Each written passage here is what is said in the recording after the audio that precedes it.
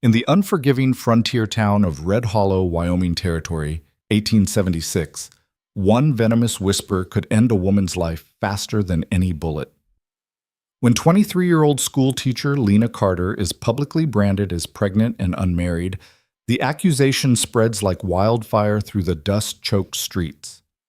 Within minutes, her carefully built reputation crumbles. The crowd's judgment is swift and merciless, until a powerful rancher steps forward with 3 words that silence them all: "The child's mine."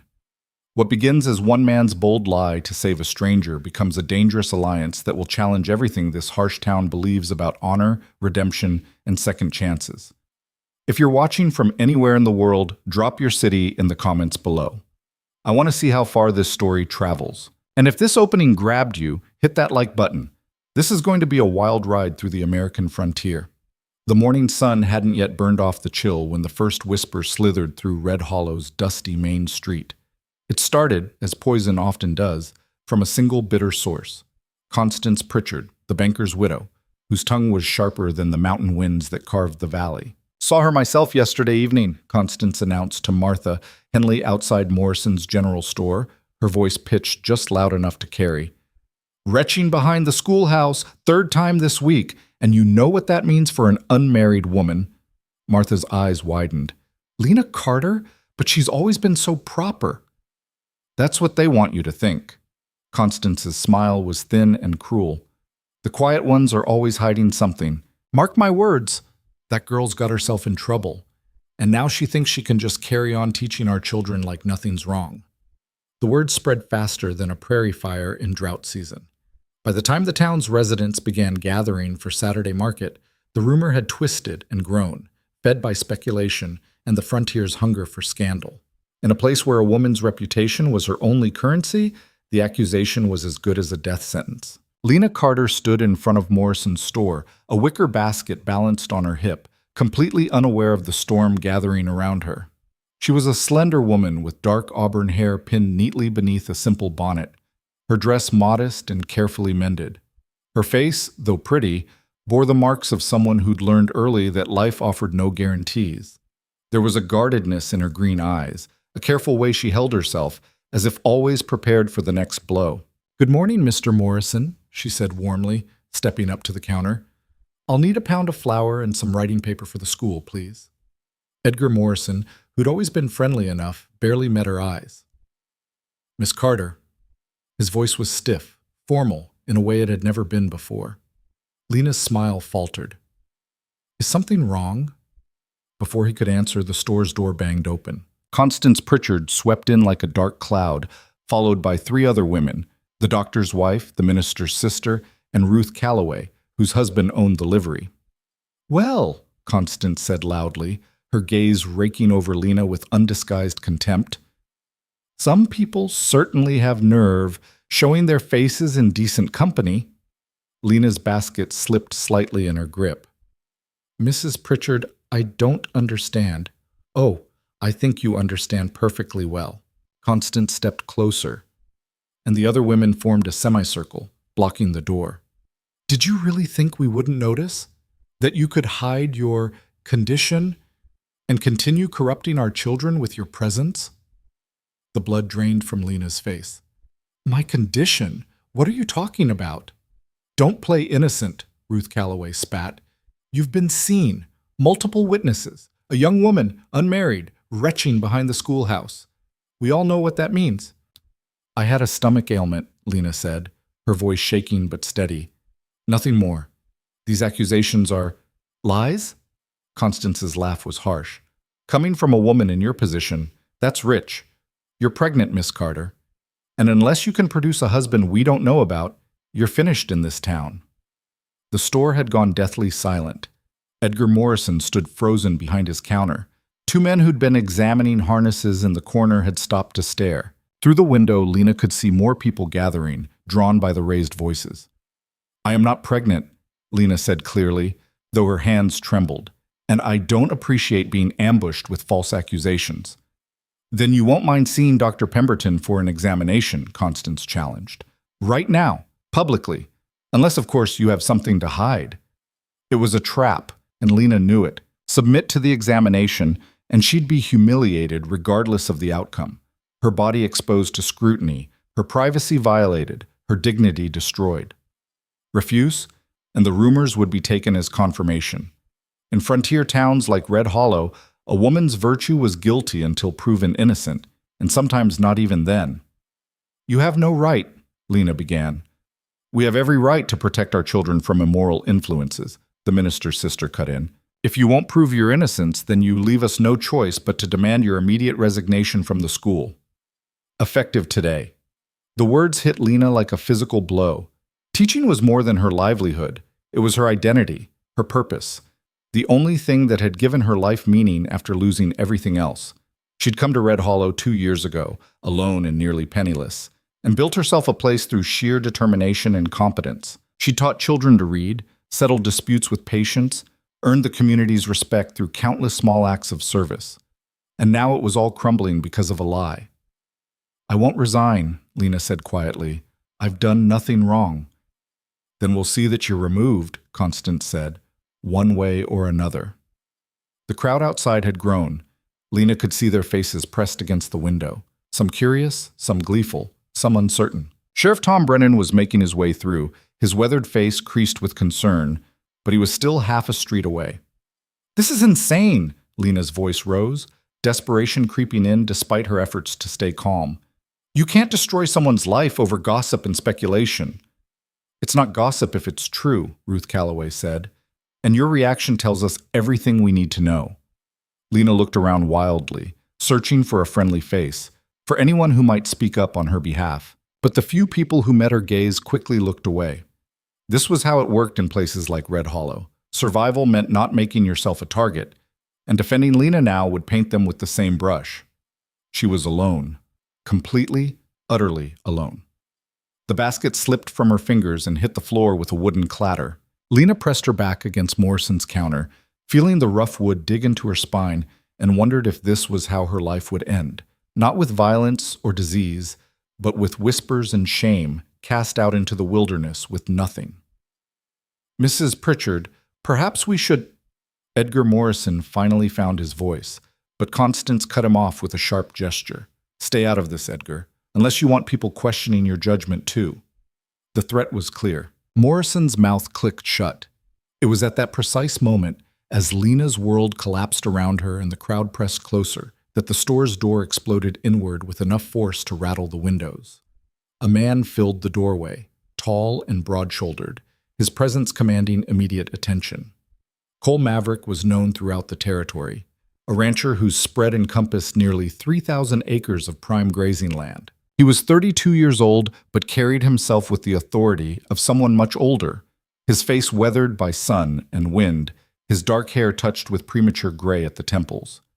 He wore work clothes, leather vest over a cotton shirt, worn denim pants, boots dusty from riding, but there was nothing common about him. Power and wealth radiated from him like heat from a forge. His dark eyes swept the scene, taking in Lena's pale face, the circling women, the gathering crowd. His jaw tightened. "What's going on here?" His voice was deep and rough, the kind of voice that didn't need to be raised to carry authority. Constance Pritchard's triumphant expression flickered with uncertainty. Cole Maverick wasn't someone you could bully or intimidate. His ranch employed half the men in the territory, and his word carried weight with territorial officials in Cheyenne. "Mr. Maverick," she recovered quickly, "this doesn't concern you. We're dealing with a moral issue regarding the school teacher." "That right?" Cole's gaze locked on Lena, and something in his expression shifted. Recognition, perhaps, though they'd never been formally introduced. He'd seen her around town, teaching children their letters on the schoolhouse steps, buying supplies with careful frugality, walking alone with her head high despite the hardness of frontier life. And what moral issue would that be? "Miss Carter is pregnant and unwed," Constance stated baldly. "We're removing her from her position before she can further corrupt—" "Is that what you're telling people?" Cole's voice had gone dangerously soft. He stepped fully into the store, and the crowd instinctively gave way. "That Lena's pregnant?" The use of her first name sent a ripple through the gathering. Lena stared at him, confusion and desperate hope warring in her chest. "We have witnesses," Constance began. "Witnesses to what?" "A woman with a stomach ailment?" Cole's eyes were hard as flint. That's what you're using to destroy her reputation? There are other signs. Let me make something very clear, Cole interrupted, his voice cutting through the murmurs like a blade. He turned to face the crowd fully, making sure everyone could hear him. If Lena Carter is carrying a child, it's because she's carrying mine. The silence that followed was absolute. Lena felt the world tilt sideways, her vision graying at the edges. This couldn't be happening. This stranger was claiming. Constance recovered first, her face flushing dark red. That's impossible. You two have never... Haven't we? Cole's smile was thin and challenging. We've been discreet, for obvious reasons. A man in my position, a woman in hers, we thought we could keep it private until the time was right. He looked directly at Lena, and his eyes held a message she couldn't quite read. Seems we weren't as careful as we thought. You're lying, Constance hissed, but there was uncertainty in her voice now. Am I? Cole pulled off his work gloves slowly, deliberately. You want to call me a liar in front of the whole town, Constance? You want to make this accusation official? Because if you do, I'll expect satisfaction for the insult to both my honor and Lena's. The threat hung in the air. In the frontier, a challenge to honor was serious business. Cole Maverick had killed 2 men in duels over the years, both of them fair, both of them necessary, and both of them buried in the Red Hollow Cemetery.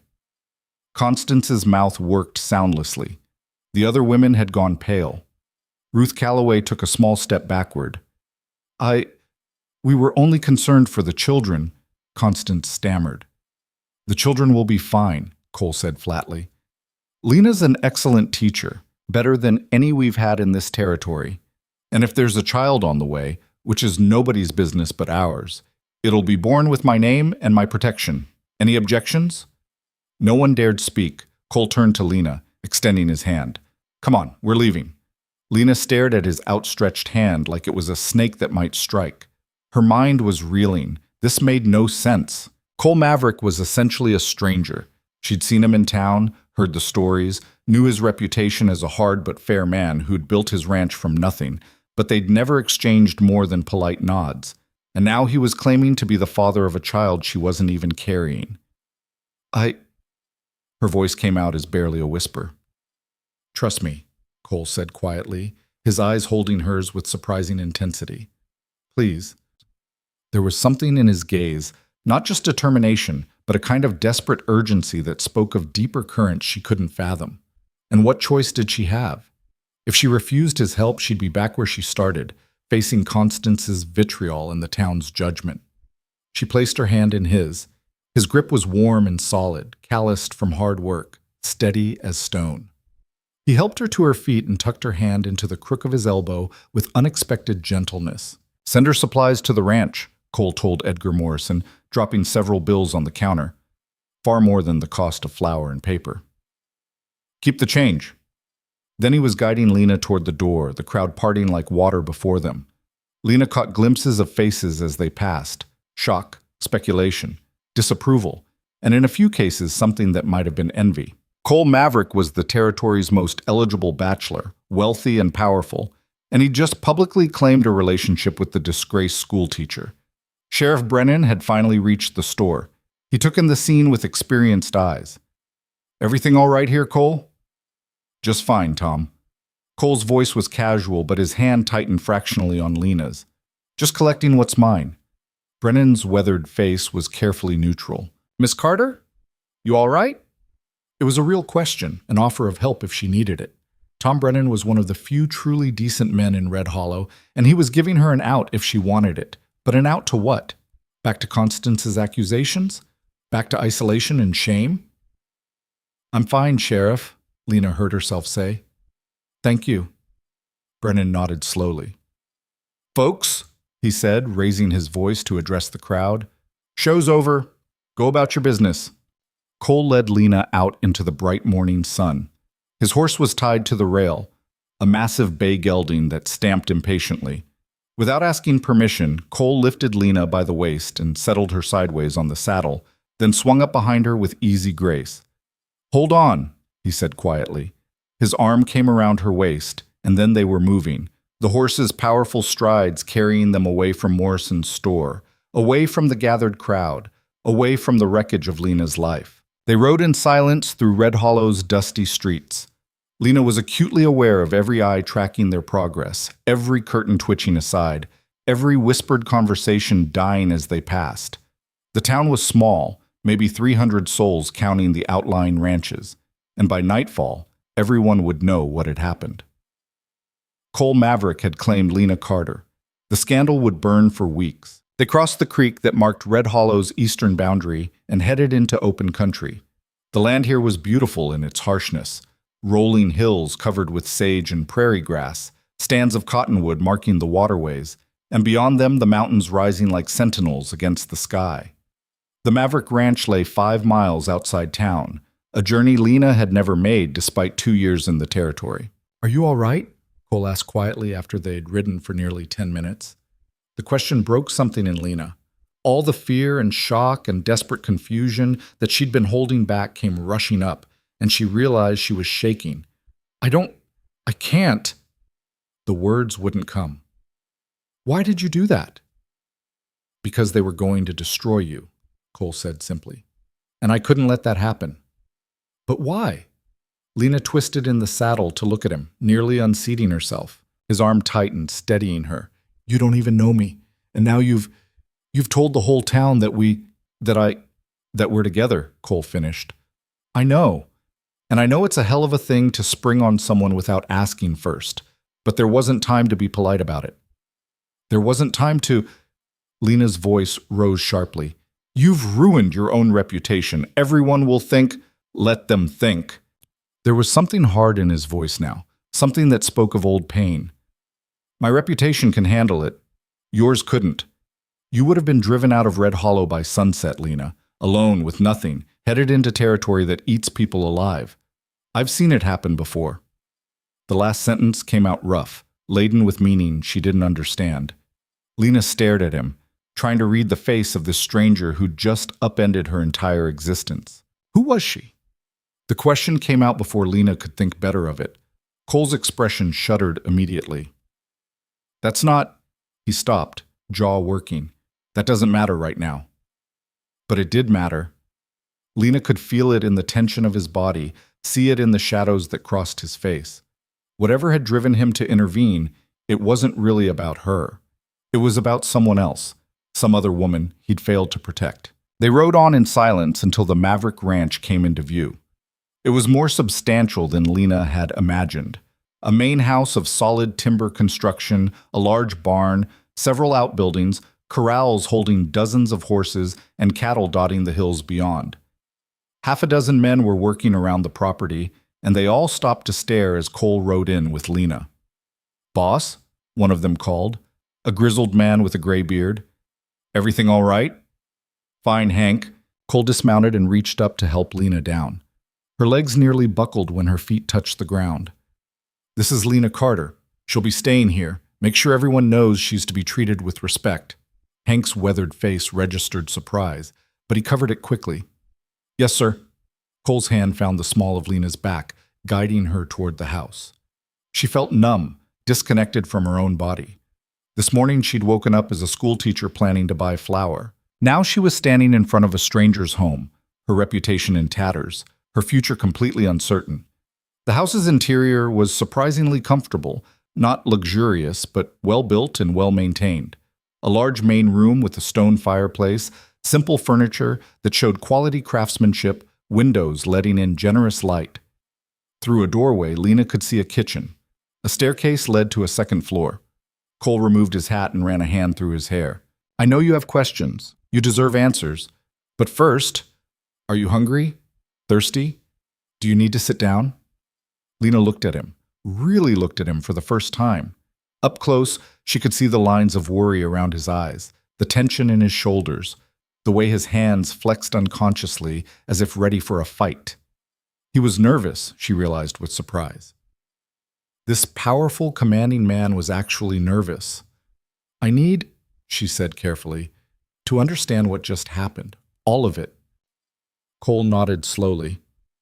"Fair enough." He gestured to a chair by the fireplace. "Sit, please." This might take a while. Lena sat, her back ramrod straight, hands folded in her lap. Cole paced to the window, stared out at his land for a long moment, then turned to face her. 8 years ago, he began, his voice rough with old pain, I knew a woman named Sarah Brennan, Tom Brennan's younger sister. She was everything good in this world, kind, gentle, smart. She taught music to the ranch kids, and she made the mistake of catching the eye of a wealthy rancher's son from up north. Lena's chest tightened. She could already guess where this was going. He courted her, properly, or so everyone thought. Then one day she came to me. I was younger then, just starting to build this place, and she told me she was pregnant. The rancher's son had made promises, but once she told him about the baby, he denied everything, called her a liar, said she'd been with multiple men and was trying to trap him. What happened? Lena whispered. The town turned on her. Cole's hands clenched into fists, just like they turned on you today. The good women of Red Hollow, so concerned about morality and reputation, they drove her out. Wouldn't let her stay in her own boarding room. Tom tried to help, but he was just a deputy then. No real power. I tried too. Offered her money, a place to stay. But Sarah, she was proud. She said accepting help from unmarried men would just make things worse. So she left. Where did she go?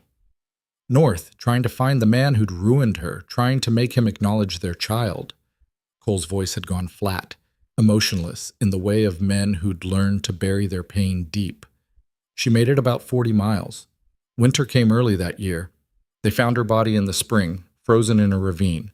The baby died with her. Lena pressed her hand to her mouth, horror and grief welling up. I should have done more, Cole continued, still staring out the window. Should have forced her to accept help. Should have hunted down that bastard and made him face what he'd done. Should have stood up to the whole damn town and made them see what their judgment was doing. But I was young and stupid, and I thought there were rules, that people would be decent. He turned back to Lena, and his eyes were fierce. I learned different. I learned that in places like this, a woman alone doesn't stand a chance against rumor and righteousness. I learned that good intentions don't mean shit if you're not willing to act. So when I saw them circling you this morning, when I heard Constance Pritchard spewing her poison, I swore I wouldn't make the same mistake twice. So you lied, Lena said quietly. You claimed a child that doesn't exist. I claimed you, Cole corrected. The child is irrelevant. Pregnant or not, they were going to destroy you. This way, at least, you've got protection. My name carries weight in this territory. No one's going to drive you out while you're under my roof. It was logical. It was even noble in its way. But it was also insane. And what happens now? Lena asked. You can't keep me here forever. Eventually people will realize that you're not pregnant? Cole shrugged. So you'll have had a false alarm or a miscarriage. It happens. Meanwhile, we give it time, let the gossip die down, and figure out our next move. Our next move? Lena's voice rose. Cole, you've basically told the entire town that we've been, she couldn't even say it. Intimate, Cole supplied bluntly. Yeah, I know what I implied, and I know that puts you in a difficult position, but it's better than the alternative. Is it? Lena stood abruptly, her careful composure cracking. You've tied my reputation to yours. If I leave now, everyone will think I'm abandoning you. If I stay, everyone will think I'm your... My woman, Cole said quietly. Yeah, that's what they'll think. And honestly, Lena, that's probably safer for you than being seen as available. Frontier towns are full of men who see a woman alone as an opportunity. He wasn't wrong. Lena knew that too well. She'd spent 2 years carefully managing her reputation, keeping herself just friendly enough to be accepted, but distant enough to discourage unwanted attention. It was an exhausting balance, and now it was completely shattered. This is insane, she said again, but the words had lost their heat. Exhaustion was setting in, the adrenaline that had sustained her through the confrontation finally draining away. Probably, Cole agreed. But it's done now. We can't take it back. So the question is, what do we do next? Lena sank back into the chair, her mind spinning. What could they do? Cole was right about one thing. There was no walking back his public claim. The words had been spoken, witnessed by dozens of people. Denying them now would make both of them look like liars, and her position would be even worse than before. I need time, she said finally. Time to think, to process all this. You've got it. Take all the time you need. Cole moved toward the stairs. I'll have one of the hands bring your things from the boarding house. There's a spare room upstairs. It's yours for as long as you want it. You're safe here, Lena. I give you my word. No one will hurt you or pressure you or judge you while you're under this roof. The sincerity in his voice was unmistakable. Whatever else Cole Maverick might be, he meant what he said. Why? Lena asked again. Really? Why are you doing this? Cole paused on the bottom stair. Because 8 years ago, I did nothing, and a good woman died. I've got to live with that for the rest of my life. But I don't have to make the same mistake twice. He climbed the stairs and disappeared from view, leaving Lena alone with her thoughts. She sat in the growing afternoon light, trying to make sense of the morning's impossible events. 12 hours ago, she'd been a schoolteacher with a modest but respectable life. Now she was, what? The mistress of a powerful rancher? The center of a scandal that would ripple through the territory for months? A woman whose future had been both destroyed and saved by a stranger's impulsive lie? The sound of hoofbeats drew her to the window. A young ranch hand was riding toward town, going to collect her belongings, she assumed. Within hours, her small room at Mrs. Henderson's boarding house would be empty, and everyone would know that Lena Carter had moved into Cole Maverick's ranch. There was no going back. The realization settled over her like a heavy coat. Whatever happened next, her old life was gone.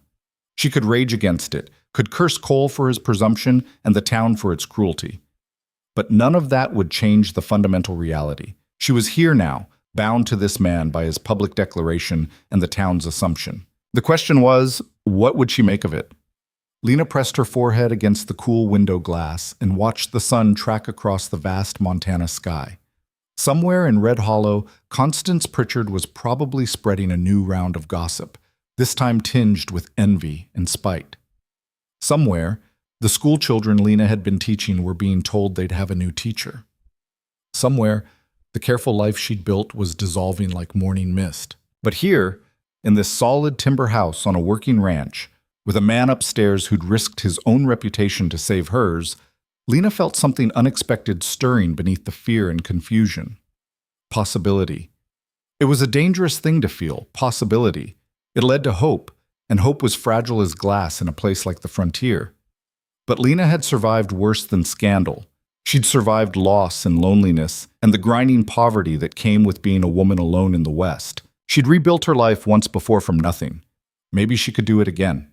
The sound of footsteps on the stairs pulled her from her reverie. Cole descended carrying a bundle of blankets and a basin. Thought you might want to wash up. There's a pump out back for water, but I can heat some on the stove if you'd prefer. Cold water's fine, Lena said. Thank you. They stood looking at each other across the room, two strangers bound together by circumstances neither had anticipated.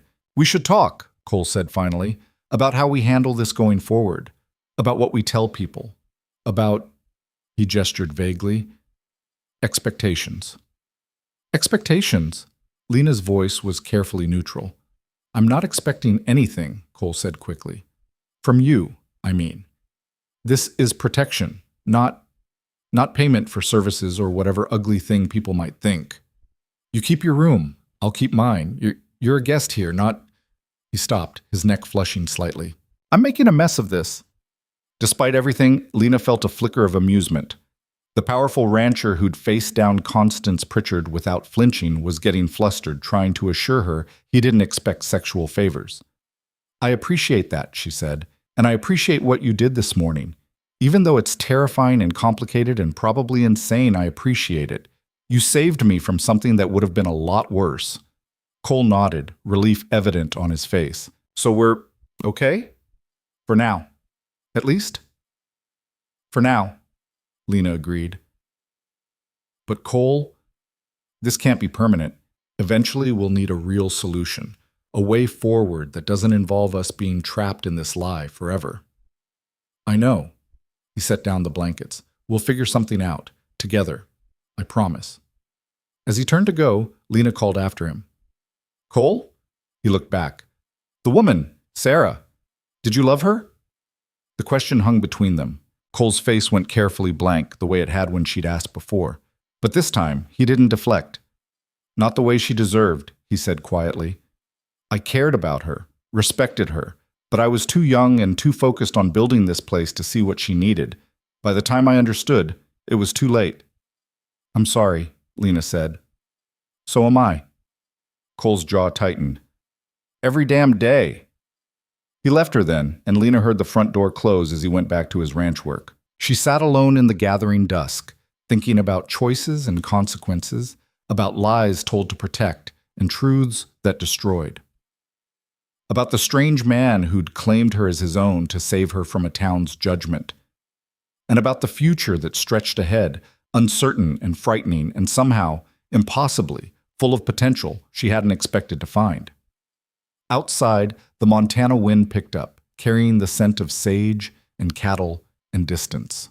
Tomorrow would bring new challenges, new questions, new complications.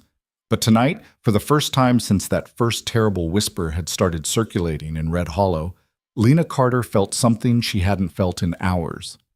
Safe. It wasn't much to build on, but on the frontier, sometimes safety was enough. The first night at the Maverick Ranch, Lena barely slept. The room Cole had given her was comfortable, more than comfortable, really. A real bed with a thick mattress, clean linens that smelled of soap and sunshine, a washstand with a porcelain basin, even a small mirror on the wall. It was luxury compared to her cramped quarters at Mrs. Henderson's boarding house, where the walls were thin and the mattress lumpy, and every sound from the street below filtered through the warped window frame. But comfort couldn't quiet her racing mind. She lay in the darkness listening to unfamiliar sounds, the creak of the house settling, the distant lowing of cattle, footsteps in the room below that she assumed belonged to Cole. Every time she closed her eyes, she saw Constance Pritchard's venomous face, heard the crowd's condemning whispers, felt the suffocating weight of their judgment pressing down on her. And then she saw Cole stepping forward, his voice cutting through the chaos like a blade. If she carries, it's mine. 3 words that had changed everything. Around 3 in the morning, Lena finally gave up on sleep. She wrapped a shawl around her nightgown and moved to the window, looking out over the moonlit valley. The land stretched endlessly in every direction, silver and shadow, beautiful and harsh. This was the frontier, a place where people came to escape their pasts, to reinvent themselves, to claim something that was theirs alone. But the frontier had its own rules, and mercy wasn't one of them. A lamp flickered to life downstairs. Through the floorboards, Lena heard the sounds of someone moving around the kitchen, the clank of a pot, water being poured, the scrape of a chair. Cole was awake too, it seemed. She should stay upstairs, maintain distance and propriety, or whatever passed for propriety in their current impossible situation. But the house suddenly felt too quiet, too full of shadows and unanswered questions. Before she could talk herself out of it, Lena wrapped the shawl tighter and descended the stairs. Cole was sitting at the kitchen table, a cup of coffee steaming in front of him. He'd changed into a simple work shirt and pants, his hair disheveled as if he'd been running his hands through it. He looked up sharply when Lena appeared in the doorway, surprise flickering across his face. Couldn't sleep either? He asked quietly. No. Lena hovered at the threshold. I'm sorry if I disturbed you. You didn't. Cole gestured to the pot on the stove. There's coffee if you want it. Fair warning, I make it strong enough to strip paint. Despite everything, Lena felt a small smile tug at her lips. That sounds perfect, actually. She poured herself a cup and sat across from him at the table. The coffee was indeed brutally strong, but the heat and bitterness were somehow grounding. They sat in silence for a moment, 2 people who were strangers yesterday and something else entirely today, though neither could quite define what. This is strange, Lena said finally. Yeah. Cole's mouth quirked. That's one word for it. I keep thinking I'm going to wake up and none of this will have happened, that it was all some kind of fever dream. If it is, we're both having it. Cole took a long drink of coffee. For what it's worth, I didn't plan any of this. When I rode into town this morning, I was just going to pick up supplies. I didn't know Constance was spreading rumors, didn't know there'd be a confrontation. But you stepped in anyway. Lena studied his face in the lamplight. Without hesitation. That kind of instinct. It says something about a person. Says I'm reckless, probably. But there was no humor in Cole's voice. Hank, my foreman, he told me tonight that I should have thought it through more. That claiming you liked that without a real plan was foolish. Was he wrong? No. Cole set down his cup with a heavy thud. He wasn't, because now we're both stuck with the consequences, and I haven't got the first damn idea how to make this right. Lena wrapped her hands around her own cup, drawing warmth from the ceramic. What did you tell him? Your foreman, I mean. What did you say when he asked questions? The truth. Cole's eyes met hers. That I lied to protect you. That there's nothing between us, never has been. That I'm trying to figure out how to fix the mess I made. And what did he say to that? That I'd better figure it out fast because this territory runs on reputation, and I just staked mine on a woman I barely know. Cole's jaw tightened. He's not wrong about that either. The weight of what Cole had done, what he'd sacrificed for a stranger, settled over Lena like a physical thing. His reputation, his standing in the community, his future prospects for marriage to someone suitable. He'd put all of it at risk to save her from public humiliation. Why did you really do it? Lena asked softly. And don't tell me it was just about Sarah. There's something more, isn't there? Cole was silent for so long that Lena thought he wouldn't answer. When he finally spoke, his voice was rough with old pain. My mother, he said. My mother was accused of adultery when I was 8 years old.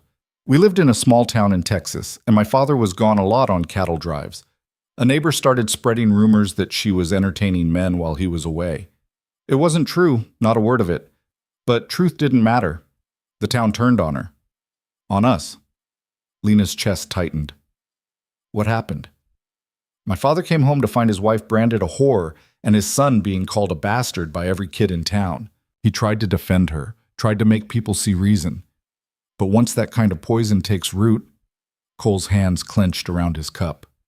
We lost everything. My father's business dried up. People crossed the street to avoid us. Eventually we had to leave, start over somewhere else. By then my mother was broken. She died 2 years later. The doctor said it was pneumonia, but I knew different. She died of shame and heartbreak. Cole, Lena whispered. So when I saw those women circling you, when I heard the accusations in their voices, I saw my mother standing in that Texas street, her head high, even as the whole world condemned her. And I thought, not again. Not if I can prevent it. He looked up, his eyes fierce. So, yeah, it's about Sarah. But it's about my mother, too. About every woman who's ever been destroyed by lies and the people too cowardly to stand up for the truth. Lena felt tears prick her eyes. She blinked them back, swallowing hard against the lump in her throat. I'm sorry you had to go through that. No child should have to watch their mother suffer like that. No one should have to suffer like that, Cole corrected. Man, woman, or child. The frontier's hard enough without people making it harder with their judgment and cruelty. They sat in the lamplight, connected by shared understanding of how quickly a life could unravel, how little it took for the world to turn against you. After a while, Cole stood and moved to the stove, refilling both their cups without asking. So what now? Lena asked as he sat back down. You said you don't have a plan. I've got the beginnings of one, Cole admitted. It's not great, but it's something. I'm listening. Cole leaned forward, his expression serious. The story's out there now. We've been involved, discreetly, for some time. You might be pregnant, might not be, but either way, we're together. That's what the town believes, and we can't unring that bell. Agreed, Lena said carefully. So we have two choices. First option, we wait it out. You stay here, out of sight, for a few weeks. Then, we quietly announce that you're not pregnant after all, or that you had a miscarriage. I help you relocate to another town where no one knows your history. You start fresh. Lena's stomach clenched at the thought of running again, of rebuilding from nothing in yet another strange place. And the second option? We lean into it. Cole's eyes held hers. We make it real, not the relationship. I'm not proposing that, but the appearance of one. We do a proper courtship, public and visible. Let the town see us together, see us as a legitimate couple. It gives you protection and respectability, and it gives us time to figure out a long-term solution. A fake courtship. Lena turned the idea over in her mind. For how long? As long as it takes. A few months, maybe? Long enough for the scandal to die down, for people to accept us as a couple. Then we can decide what happens next, whether you want to stay in Red Hollow or move on, whether we maintain the fiction or quietly go our separate ways. It was audacious. It was risky. It meant spending months living a lie, maintaining a performance for the entire town. But as Lena thought about the alternative, slinking away in shame, starting over in some distant town where she knew no one, this option held a strange appeal. If we do this, she said slowly, if we pretend to court, there would have to be rules, boundaries. Absolutely, Cole nodded immediately. You'd keep your room, I'd keep mine. No, expectations beyond the public performance. We'd be partners in this, nothing more. And what about your future? Your real future, Lena pressed. If we spend months pretending to court, you can't pursue any actual relationships. You'd be sacrificing your chance to find a real wife. Something flickered in Cole's expression, something that looked almost like relief. I'm not looking for a wife, haven't been, won't be. This ranch is my priority, and I'm fine keeping it that way. There was a story there, Lena sensed, some reason beyond Sarah and his mother that made Cole content to remain alone. But she didn't push. They all had their secrets, their private pains. How would it work? She asked instead. The courtship, I mean. What would people expect to see? Cole considered. We'd need to be seen together in town, at church socials, maybe the occasional dinner at the hotel. I'd call on you formally, except you'd be living here, so that's complicated. We'd need to make it clear that you're residing here as my intended, not as, he paused delicately. Your mistress, Lena finished bluntly. Yes, that distinction is important. We could say we're planning to marry, Cole suggested, that we're engaged, essentially, just waiting for the proper time. That would explain you living here and give us both protection from the worst of the gossip. Lena's heart hammered against her ribs. An engagement, even a fake one, felt momentous, dangerous. But Cole was right. It would provide cover for their living arrangement, and it would give her status and protection she desperately needed. How long would we wait before this supposed wedding? She asked. We could keep pushing it back. Say we're waiting for my sister to visit from Denver, or for the spring cattle drive to finish, or for my new barn to be completed. There's always something that needs doing on a ranch. We could stretch it out indefinitely if we're careful. It could work, Lena realized. It was insane and complicated and built entirely on deception, but it could actually work. And more importantly, it gave her something she hadn't had since Constance Pritchard's accusations: agency, control over her own fate. There's one thing I'd require, Lena said, her voice steady despite her racing pulse. If we're going to do this, if we're going to present ourselves as courting, I won't hide away like I'm ashamed. I want to go back to town. Soon. I want to face them with my head high. Cole's eyebrows rose. That's brave. But it's also risky.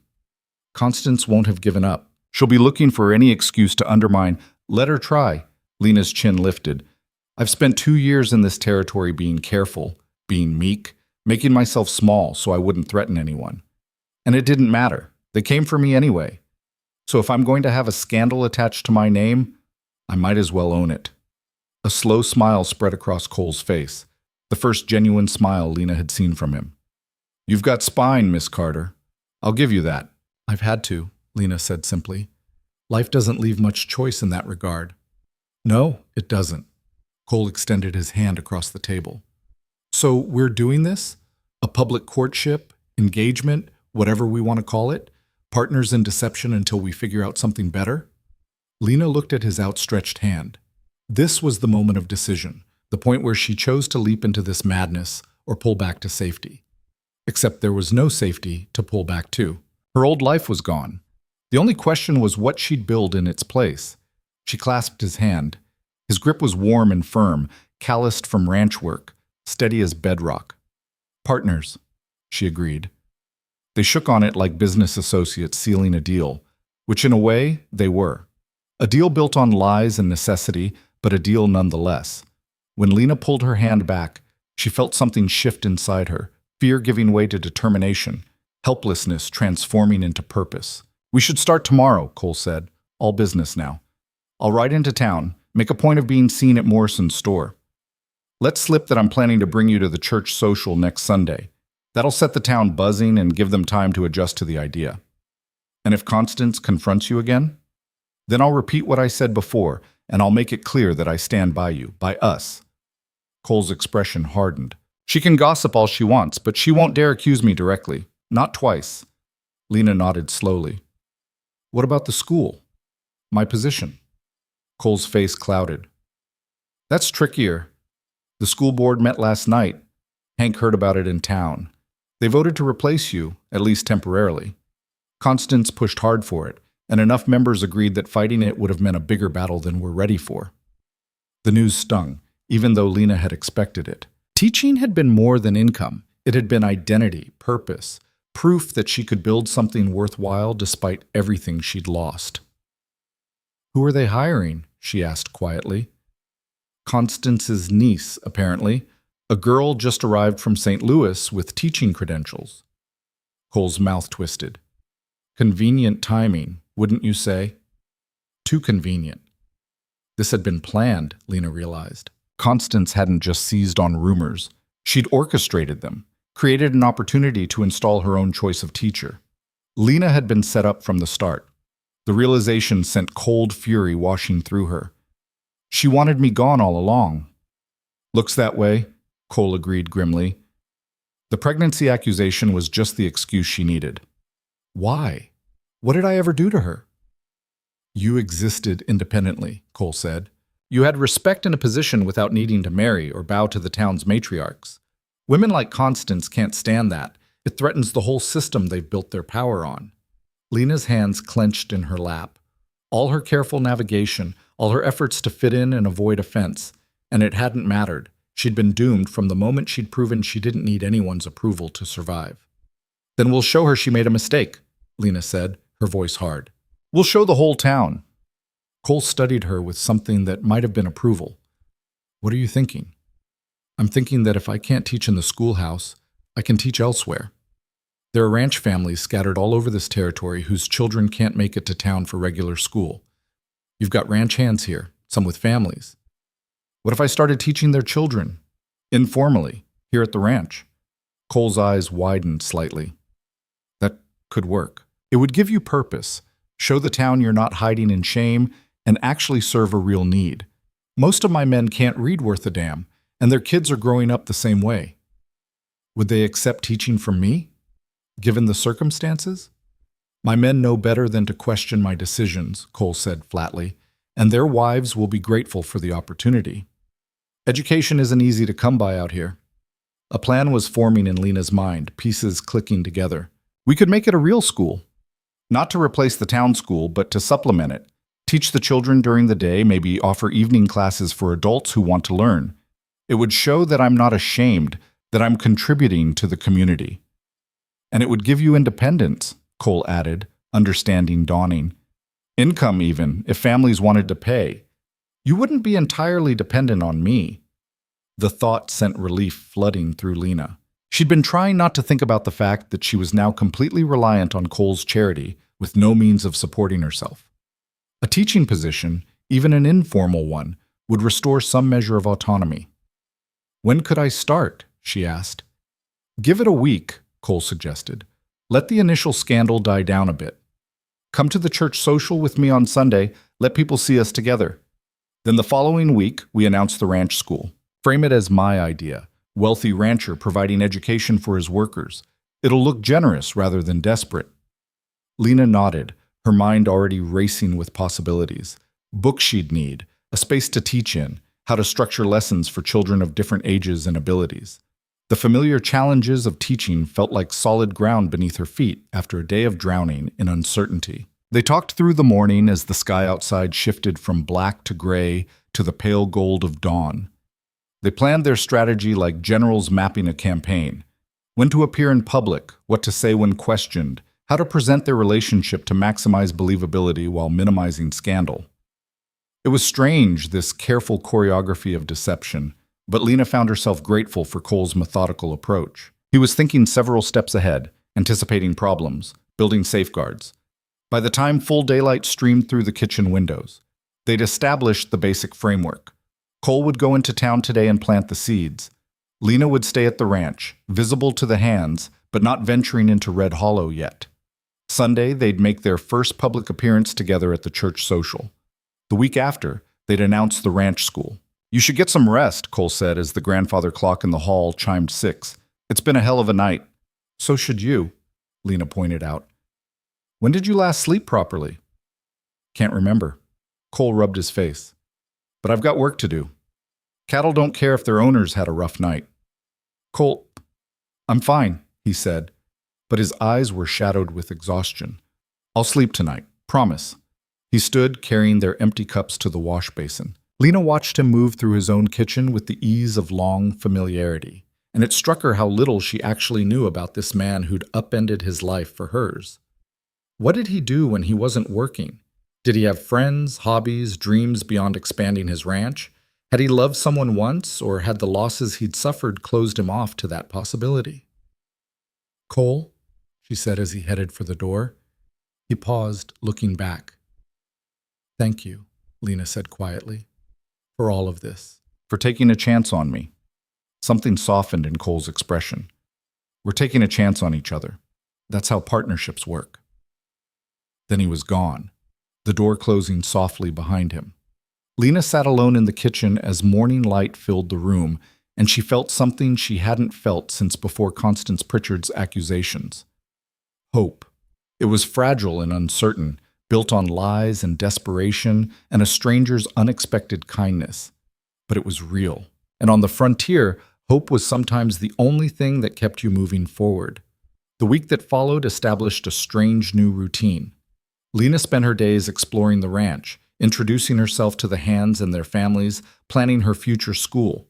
The men were wary at first. Clearly, they'd heard the town gossip, but Cole's endorsement carried weight, and his quiet insistence that Lena be treated with respect gradually broke down their reservations. The women were harder. There were only 3 families living on ranch property, and their wives were cautious in a way that cut deeper than the men's suspicion. They'd lived in frontier towns long enough to know how quickly reputations could be destroyed, and they weren't sure if associating with Lena would taint them by proxy. But children were less complicated. When Lena started reading to a small group of kids gathered on the ranch house porch, curiosity overcame caution. Within 3 days, she had a half-dozen students ranging from age 4 to 13, all eager to learn their letters and hear stories about places beyond the Wyoming Territory. Cole kept his distance during the day, working from dawn to dusk managing the ranch. But in the evenings, he'd return to the house, and they'd share dinner, talking about their days, refining their plans, slowly building a strange kind of friendship. Lena learned that Cole had a dry sense of humor that emerged when he was tired, that he played a battered harmonica when he thought no one was listening, that he'd taught himself to read at age 15 using a single book he'd traded for 3 days' wages. In turn, she told him about her own past, how she'd lost her parents to cholera when she was 16, how she'd worked as a seamstress in Chicago until the factory closed, how she'd answered an advertisement for a teaching position in Wyoming because she had nothing left to lose and everything to gain. They were both refugees, she realized, both people who'd rebuilt themselves from ruins. Sunday arrived too quickly. Lena stood in her room, staring at the dress laid out on the bed. Her best gown, a dark green calico with modest lace trim that she'd been saving for special occasions. Today would certainly qualify. "You ready?" Cole's voice came from outside her door, followed by a soft knock. Lena took a deep breath. "As ready as I'll ever be." She opened the door to find Cole in what must have been his own best clothes, a crisp white shirt, dark vest, a string tie that looked slightly uncomfortable around his neck. He'd trimmed his hair and shaved, and the effect was striking. Cleaned up, Cole Maverick was handsome in a rugged, weathered way that probably turned heads when he ventured into town. His eyes widened slightly when he saw her. "You look... That's a good dress." "Thank you." Lena smoothed the fabric nervously. "You clean up well yourself."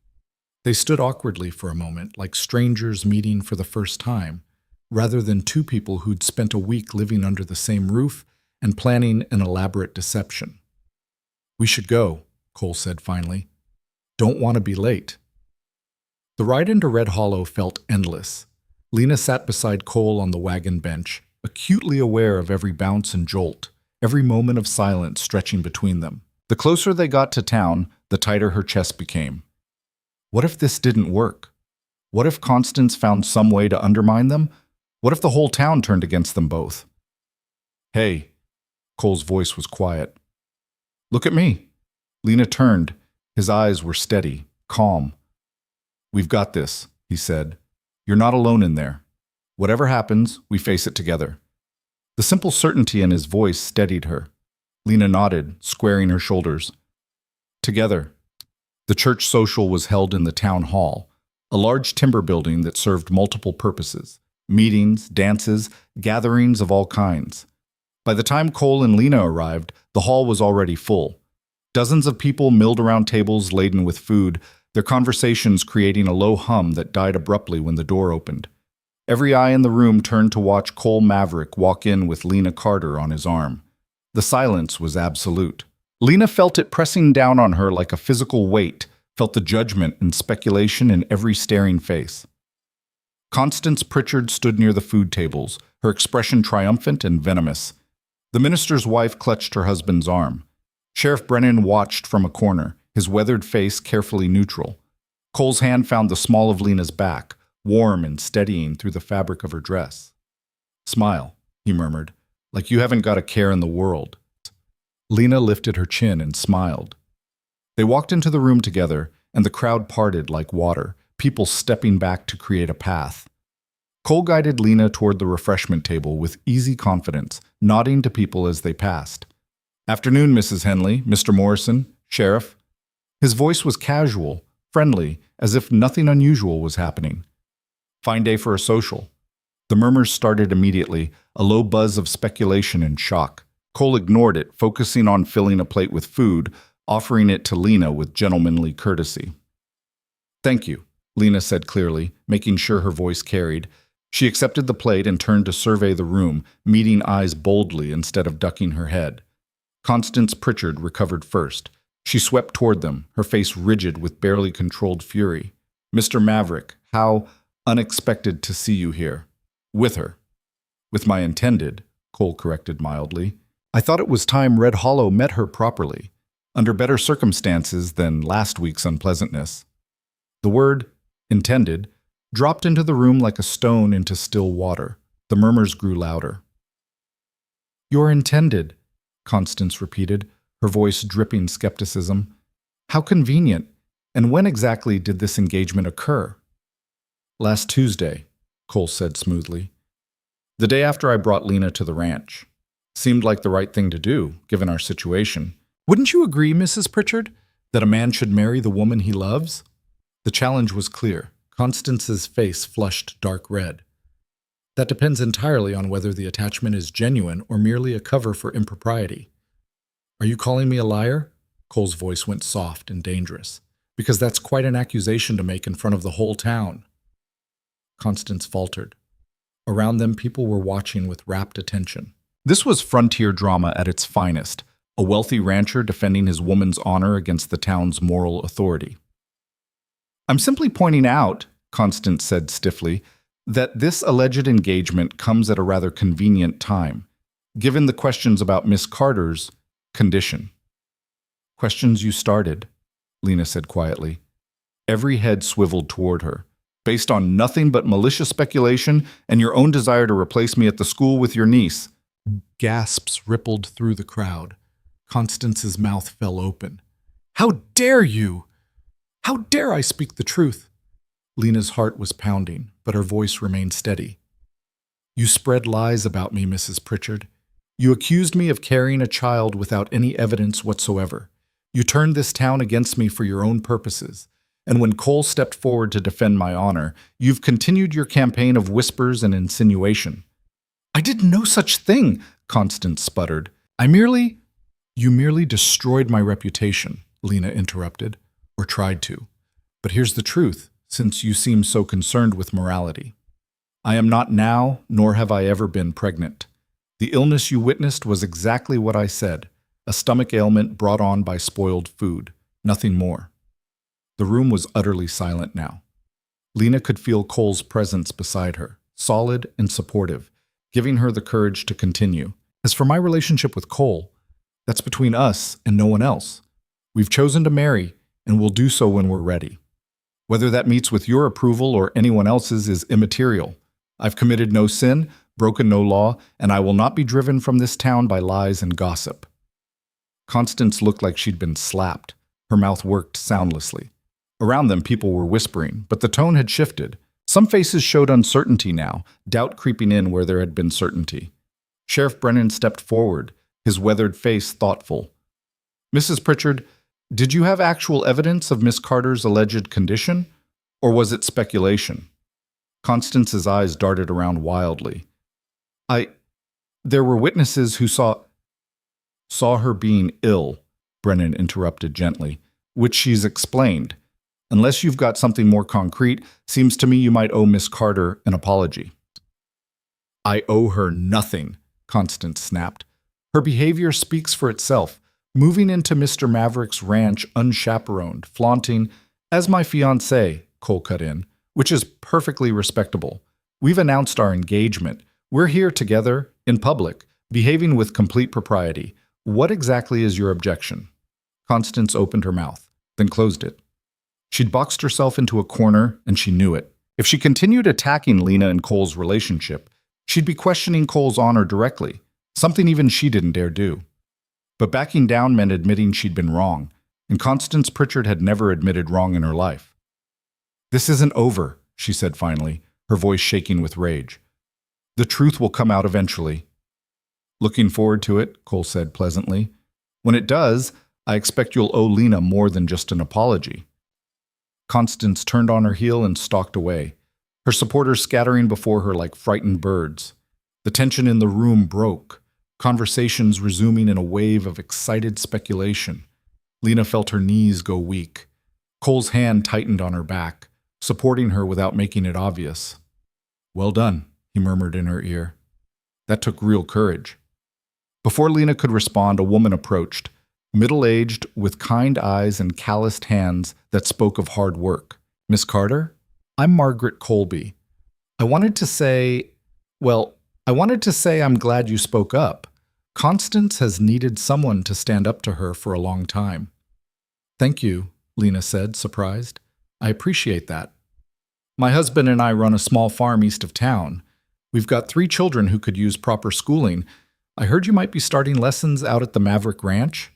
Margaret looked hopeful. "Would you consider taking on a few more students? We couldn't pay much, but I'd be happy to," Lena said warmly. "Have them come by next Monday morning. We'll figure out the details then." Margaret's face lit up. "Thank you, truly." She hurried off, and within minutes, 2 more families had approached with similar requests. Cole watched it all with a small, satisfied smile. "Looks like your school's going to be bigger than we planned." "Looks like it," Lena agreed. The tightness in her chest was easing, replaced by something that felt almost like triumph. They'd faced down Constance Pritchard and come out standing. It wasn't complete victory. There would still be whispers, still be those who believed the worst, but they'd shifted the narrative, claimed their own story. The rest of the social passed in a blur. Some people remained distant, wary of associating too closely with scandal, but others were surprisingly friendly, drawn perhaps by curiosity or by respect for the courage Lena and Cole had shown. By the time they left, Lena had commitments from 6 families to send their children to her ranch school, and Cole had fielded a dozen questions about their wedding plans with practiced evasiveness. On the ride home, as the sun set in streaks of orange and gold across the vast Wyoming sky, Lena felt something shift inside her. The weight of shame she'd been carrying since Constance's first accusation lifted slightly, replaced by a fragile but growing sense of possibility. "That went better than I expected," Cole said quietly. "Did it?" Lena looked at him. "Constance hasn't given up. She'll keep looking for ways to undermine us." "Let her look." Cole's jaw was set. "We've claimed our narrative now. As long as we stick together, she can't touch us." Stick together. The words resonated in Lena's chest. They were partners in this deception, bound by necessity and shared defiance. But somewhere in the past week, it had started to feel like something more. Like friendship, maybe. Like trust built on shared vulnerability and unexpected understanding. "Cole," Lena said as the ranch came into view, "what happens when this is over? When we've waited long enough and the scandal dies down? What happens to us?" Cole was quiet for a long moment. I don't know, he admitted. I guess we figure that out when we get there. It wasn't much of an answer, but as Lena looked out over the darkening land at the ranch house that had somehow become her home, she realized she was okay with the uncertainty. For the first time in years, she had allies, purpose, a future that was hers to shape. Whatever came next, they would face it together. And on the harsh frontier, that was more than most people could claim. The ranch school opened on a Monday morning 2 weeks after the church social, and Lena had never felt more nervous in her life. She'd spent the previous days transforming one of Cole's unused outbuildings into a makeshift classroom, sweeping out years of accumulated dust, whitewashing the walls, arranging rough-hewn benches that Cole's men had built from spare lumber.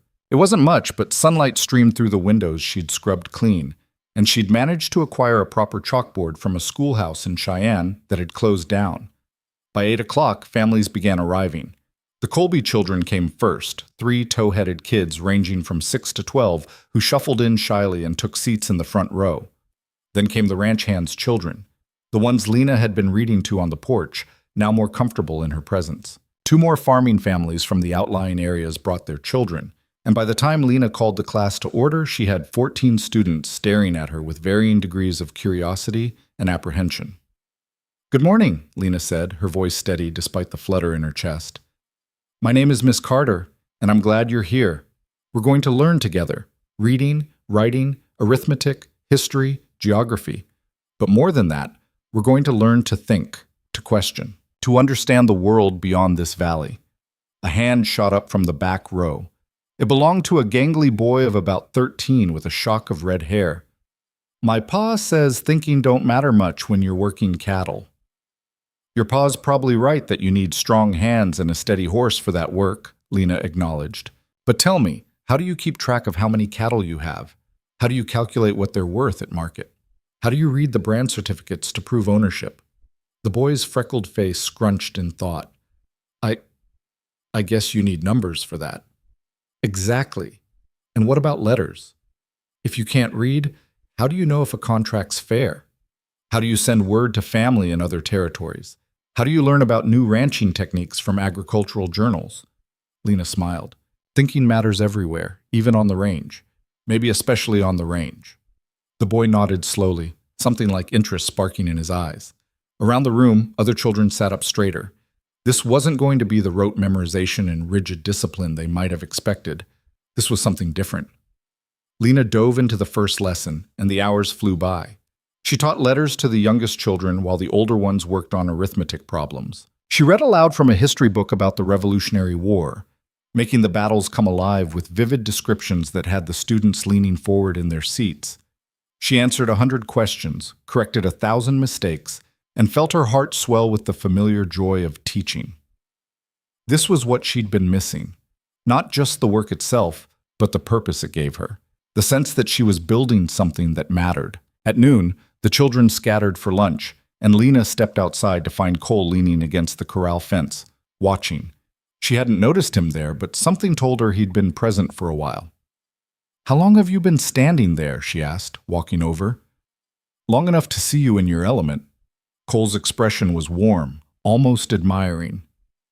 "You're good at this, really good. Those kids were hanging on your every word." "They're hungry for knowledge," Lena said. "Most of them have never had consistent schooling. Give them a chance to learn, and they'll soak it up like dry earth soaks up rain." "You give them more than knowledge," Cole observed. "You give them hope. The idea that they can be something more than what they're born into." The words struck Lena deeply. She looked at Cole, seeing him with fresh eyes. This man who'd built himself up from nothing, who understood the value of education because he'd been denied it, who'd created an opportunity for her that was really an opportunity for these children. "Thank you," she said quietly, "for making this possible, for giving me a place to do what I love." "You're doing me the favor," Cole replied. "Half my ranch hands can barely sign their own names. Having their kids learn proper reading and writing? That's an investment in the future of this whole operation." It was a practical justification, but Lena heard something softer beneath it. Cole cared about his people, not just as workers, but as human beings deserving of opportunity. It was one of the things she was coming to appreciate about him, this gruff exterior that hid a surprisingly compassionate heart. The sound of approaching hoofbeats drew their attention. A rider was coming up the path. Tom Brennan, the sheriff, his weathered face serious beneath his wide-brimmed hat. "Cole, Miss Carter." He tipped his hat to Lena as he dismounted. "Got a minute?" "Always, Tom." Cole straightened, his relaxed posture shifting to alert. "What brings you out here?" Brennan glanced at Lena, then back to Cole. "Might want to discuss this in private." "Anything you need to say to me, you can say in front of Lena," Cole said firmly. "We're partners." The word sent a small thrill through Lena's chest. Partners. Not just in deception, but in life, in decisions, in facing whatever came their way. Brennan nodded slowly. "All right then. I wanted to give you both a heads up. Constance Pritchard's been making noise at the territorial office in Cheyenne. She's claiming that Miss Carter's presence at the ranch school violates her contract with the Red Hollow School Board, that she's essentially teaching without authorization." Anger flared hot in Lena's chest. "I was dismissed from the Red Hollow School. They have no authority over what I do on private property." "That's what I told her," Brennan agreed. "But Constance is persistent. She's got the ear of some territorial officials, and she's pushing for them to investigate. Claims you're undercutting the official school, drawing students away." "The children coming here are ranch kids and farm families who couldn't attend the town school anyway," Lena protested. "They're too far out, or their families can't spare them for the full day, or they need more flexible hours because of farm work. I'm not competing with anyone." "I know that, and most folks know that," Brennan said gently. "But Constance doesn't care about facts. She cares about control, and right now she's embarrassed. You stood up to her at the social, made her look foolish. This is her way of striking back." Cole's jaw tightened, a muscle jumping beneath the tanned skin. "What can they actually do? The school's on my property. I'm paying for the supplies. Families are choosing to send their kids here voluntarily." "Technically, nothing," Brennan admitted. "There's no law against private education, but they can make things difficult. Refuse to recognize any certificates Lena issues. Put pressure on families who send their kids here. Make life harder than it needs to be." "Let them try," Cole said flatly. "I've got enough influence in Cheyenne to push back, and every family sending their children to Lena's school will testify that their kids are getting a better education than they ever got in town." Brennan nodded, though his expression remained troubled. "I figured you'd say that. Just wanted you to know what's coming. Constance isn't going to let this go quietly." "She never does," Lena said bitterly. "This isn't about education or rules.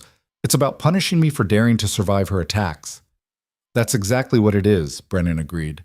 "And between you and me, I think the woman's got a mean streak a mile wide, but she's also got connections and money, which makes her dangerous." He turned to Cole. "Watch your back on this. Both of you. Constance plays dirty when she's cornered." After Brennan left, Cole and Lena stood in silence, watching dust settle on the path where the sheriff had ridden away. The afternoon sun beat down, relentless and bright, and somewhere in the distance cattle lowed. "We could back down," Lena said quietly. "Close the school. I could find something else to do, something that wouldn't draw Constance's fire." "Is that what you want?" Cole's eyes were sharp on her face. "No." The answer came immediately from somewhere deep in Lena's chest. "No, I don't want to back down. I'm tired of letting people like Constance Pritchard dictate my life. Tired of being afraid." "Good." Cole's smile was fierce. "Because I'm tired of it too. We're not doing anything wrong, Lena. We're educating children who need education. If Constance wants a fight over that, she can have one." The determination in his voice steadied Lena. They stood shoulder to shoulder, facing the same direction, united in purpose. It felt right in a way that surprised her. This partnership they'd stumbled into, built on necessity, but strengthened by mutual respect and growing trust. "We should probably tell the families," Lena said. "Warn them that there might be pressure from the territorial office. Give them the choice to pull their children out if they're worried." "Agreed. I'll ride out to the farms tomorrow, talk to the parents personally. Make sure they understand what's happening and that we'll back them if there's trouble."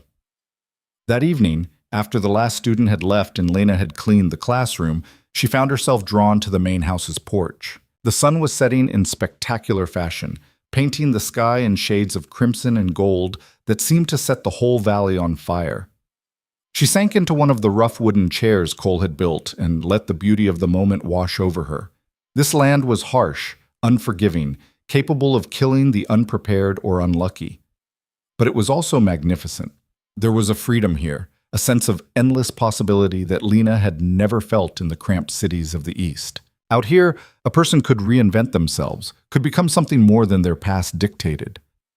Mind if I join you? Cole's voice came from the doorway. Lena gestured to the chair beside her. It's your porch. It's our porch, Cole corrected as he sat down. Long as you're living here, what's mine is yours. The casual intimacy of the statement sent warmth through Lena's chest. Somewhere over the past 3 weeks, the awkwardness between them had faded. They'd fallen into an easy rhythm, sharing meals, discussing their days, sitting in comfortable silence when words weren't needed. It felt like friendship or something close to it. I've been thinking, Cole said after a moment, about what Brennan said about Constance pushing back. And I think we need to be smarter about this, more strategic. Cole stretched out his long legs, his boots scuffed and dusty from a day's work. Right now, we're reacting to her moves. We need to get ahead of her instead. What did you have in mind? We make this school official, get it recognized by the Territorial Education Board as a legitimate institution. That takes it out of Constance's hands. She can't claim you're teaching without authorization if you've got territorial approval. Lena turned to look at him. How do we do that? There's a process. Application, review, inspection. It takes time and paperwork, but it's doable. And I've got friends on the board who owe me favors. Cole's mouth quirked. Turns out donating cattle to territorial officials during lean years buys you some goodwill. That's brilliant, Lena said slowly. If the school's officially recognized, Constance loses her main avenue of attack. Exactly. Plus it gives your students real credentials. Certificates that mean something beyond this valley. Cole turned to face her fully. I want you to think bigger than just a ranch school, Lena. What if this became a real institution? What if we built something that could serve this whole region? The idea took Lena's breath away. A real school, officially recognized, serving families across the territory. It was everything she'd dreamed of when she first came west. A chance to make a real difference, to build something lasting. That would take resources, she said carefully. Money for books, supplies, maybe even another teacher eventually. I can't ask you to. You're not asking. I'm offering. Cole's voice was firm. I've got the land, I've got the resources, and I've got a vested interest in seeing this community educated. Let me invest in this, Lena. Let me help build something that matters. Lena studied his face in the fading light, trying to understand the man beneath the rancher's weathered exterior. Why does this matter so much to you? Really? Cole was silent for a long time, staring out at the darkening valley. When he finally spoke, his voice was rough with old pain. Because I know what it's like to be ignorant. To be looked down on because you can't read or write proper. To miss opportunities because you don't have the education to recognize them. He paused, jaw working. My father was illiterate.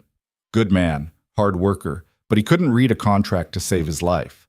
Got cheated out of land rights by a lawyer who changed the terms after he'd signed with an ex. Lost everything because he couldn't read the words that were stealing from him.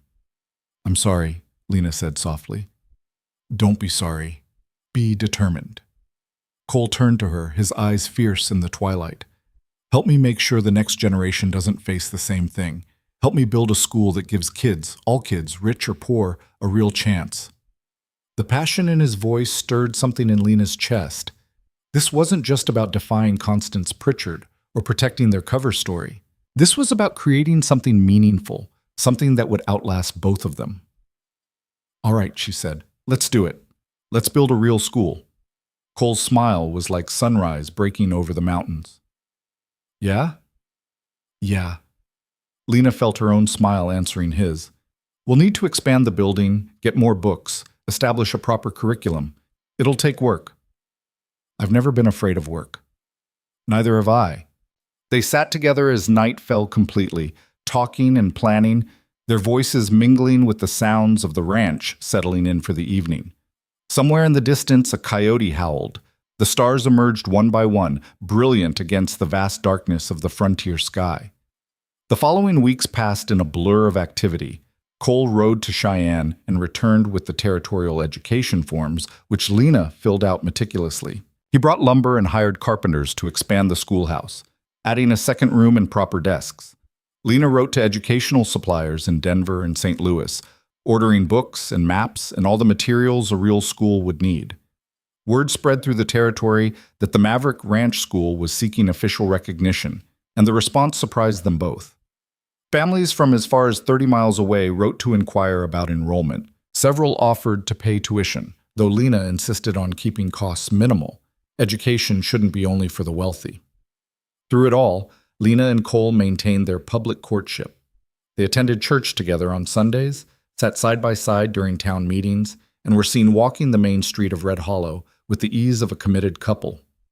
The town gradually accepted them, though whispers still followed in their wake. Constance Pritchard seethed but found her power diminishing. When she tried to rally opposition to the ranch school, she discovered that most families were more interested in educational opportunities for their children than in maintaining her vendetta. When she attempted to block the territorial approval, Cole's connections proved stronger than hers. Slowly, inexorably, Constance was losing her grip on the town's moral authority. It was during this period that Lena began to notice subtle changes in her relationship with Cole. The easy friendship they'd developed started to carry undertones of something else, something neither of them acknowledged but both felt. She caught herself watching him when he didn't know she was looking, admiring the strength in his hands as he worked, the way his eyes crinkled when he smiled, the quiet competence with which he handled every challenge. And she noticed him watching her too, his gaze lingering on her face when she laughed or growing soft when she interacted with the children. It was dangerous territory. Their engagement was supposed to be a fiction, a protective cover that would eventually dissolve when the scandal faded. But somewhere along the way, the line between performance and reality had started to blur. One evening in early October, nearly 2 months after their arrangement began, Lena was closing up the schoolhouse when Cole appeared in the doorway. He looked troubled, his usual confidence replaced by uncertainty. "Can we talk?" he asked. "Of course." Lena set down the book she'd been organizing. "What's wrong?" Cole entered the classroom, his boots loud on the wooden floor. He seemed to be searching for words, a rare occurrence for a man usually so direct. "The territorial inspector is coming next week," he said finally, "to evaluate the school for official recognition." "That's good news, isn't it? We've been preparing for this." "It is. But there's a complication." Cole's jaw tightened. "The inspector is Wallace Montgomery. He's thorough, fair, but also traditional, conservative. He's going to look at every aspect of the school, including the teacher's situation." Understanding dawned on Lena. "Our engagement." "Yeah. Montgomery won't approve a school run by a woman living with a man she's not married to, engaged or not. It violates his sense of propriety." Cole met her eyes. "We're going to have to make a choice. Either we get married before he arrives, or we end the engagement and risk the questions that would raise." The words hung in the air between them, heavy with implication. Marriage.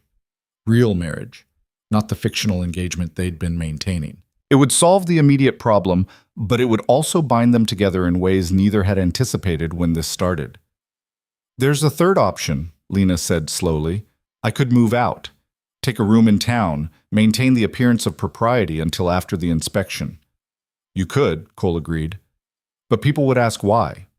Why an engaged couple would separate right before a territorial inspection. It would look suspicious, maybe even damage our credibility." He was right.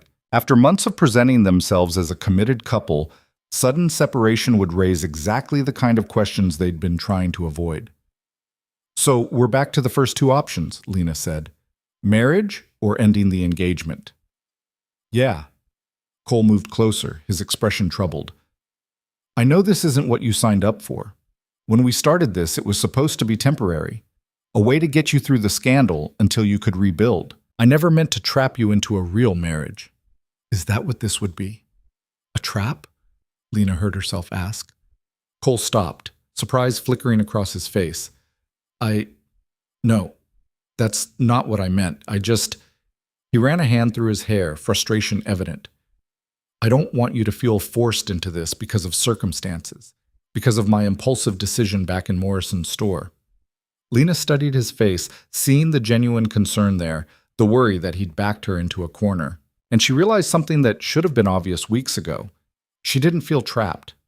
Somewhere in the past 2 months, this ranch had become home. The school had become her purpose, and Cole had become what? A friend, certainly. A partner, absolutely. But also something more. Something that made her heart beat faster when he smiled. That made her look forward to their evening conversations. That made the thought of leaving feel like losing something precious. "What if I don't feel forced?" she said quietly. Cole went very still. "What? What if I said that marrying you doesn't feel like a trap?" Lena's heart was pounding, but she forced herself to continue. "These past 2 months have been the happiest I've been in years, Cole. I love teaching. I love this school we're building. I love the life we've created here. And I—" She paused, gathering courage.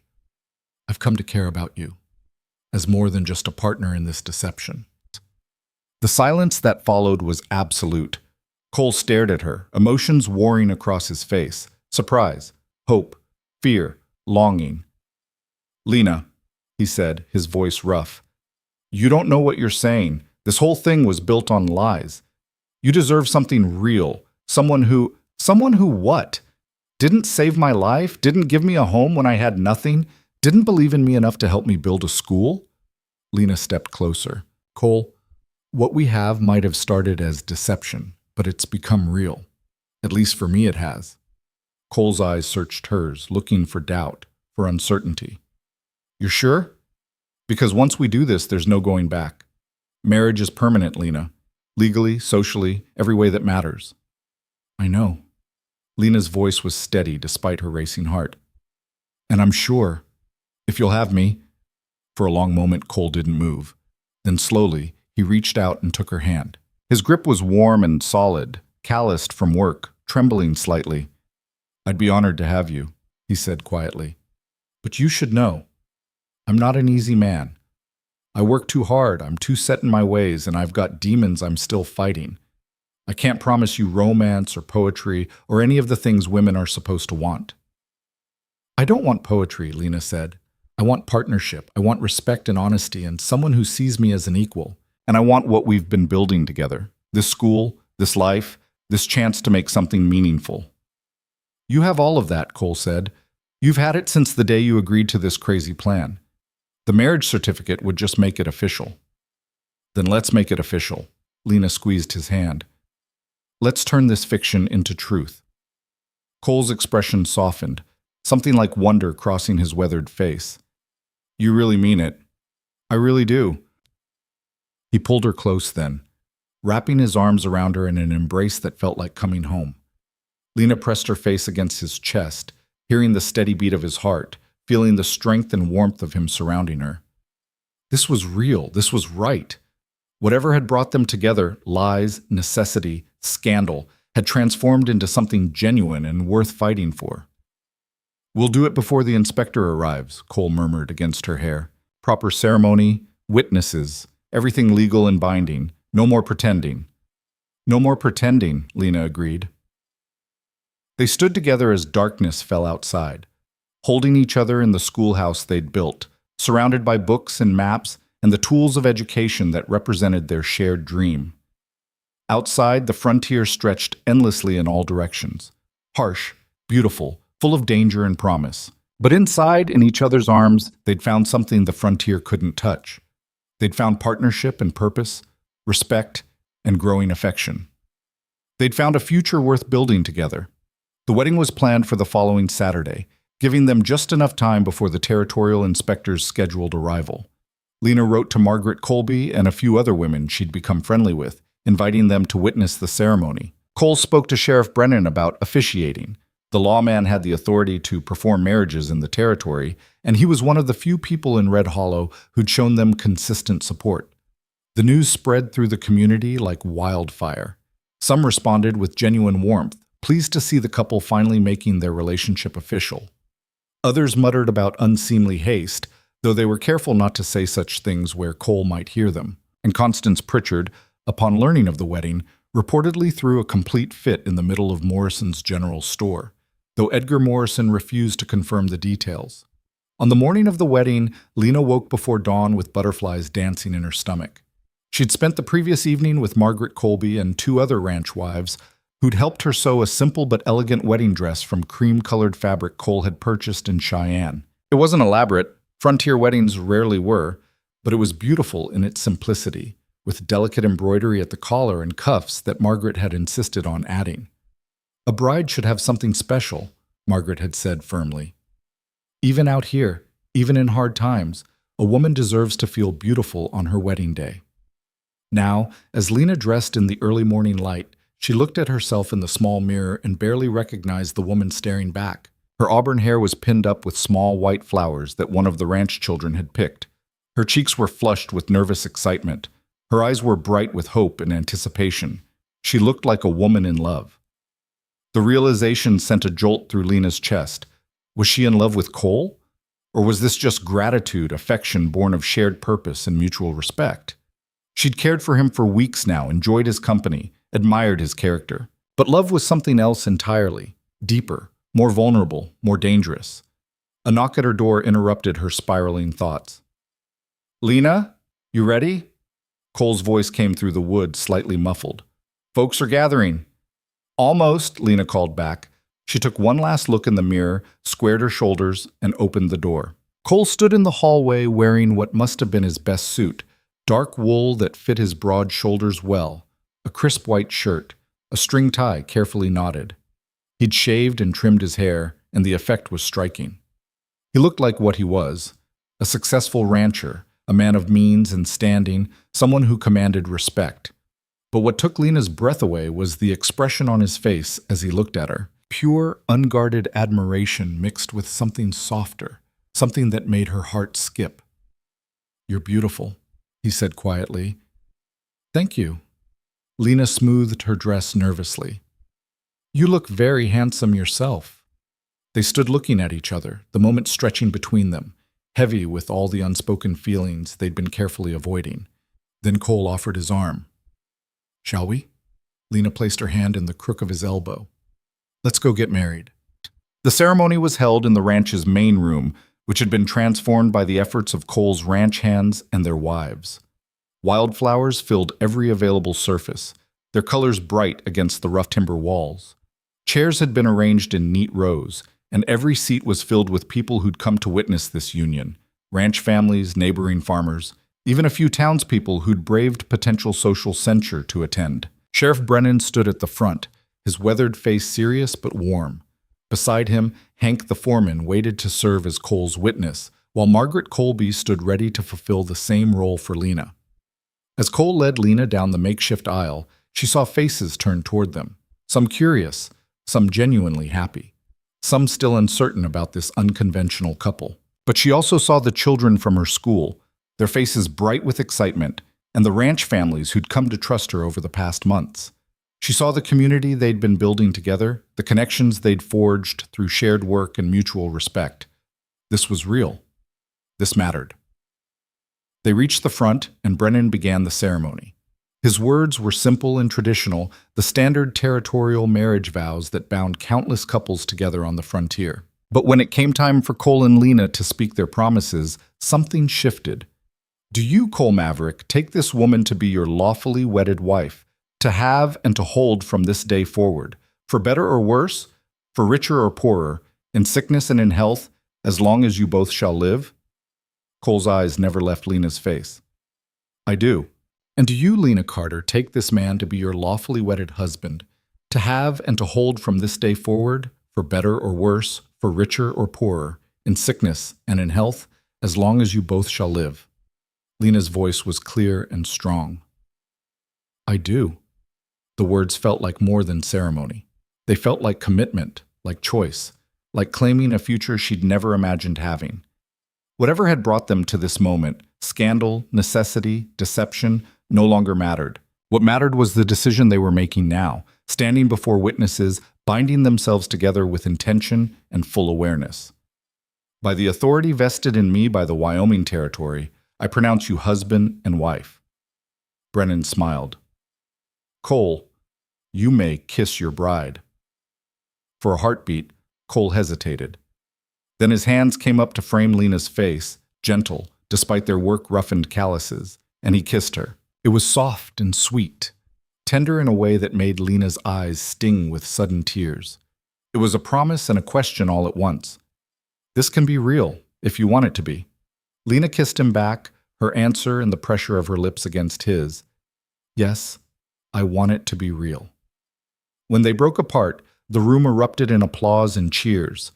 Someone struck up a fiddle, and suddenly the ceremony transformed into a celebration. Food appeared, ranch wives had been cooking for days, and someone produced a bottle of whiskey that made the rounds among the men while the women fussed over Lena's dress, and the children ran wild through the house. It was chaos and joy and community, all the things that made frontier life bearable despite its harshness. And at the center of it all stood Cole and Lena Maverick, newly married, facing an uncertain future with determination and growing hope. As the sun set and the celebration wound down, guests began departing with well wishes and promises to see the newlyweds at church. Margaret Colby was the last to leave, pressing Lena's hands warmly. "You're good for each other," she said quietly. "I don't know how this all started, and I don't need to. But I can see what's there now, real partnership, real respect. That's more than most marriages have, arranged or otherwise." After everyone had gone, Lena and Cole stood alone in the main room, surrounded by the debris of celebration, empty plates, wilted flowers, chairs pushed out of alignment. "That was quite a day," Cole said softly. "Yes, it was." Lena looked at him, her husband now, legally and in every way that mattered. "Cole, about tonight, I'll take the spare room," he said immediately.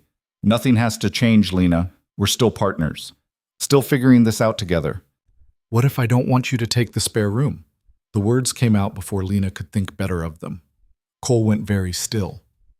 "Lena, I meant what I said before the wedding. This is real for me.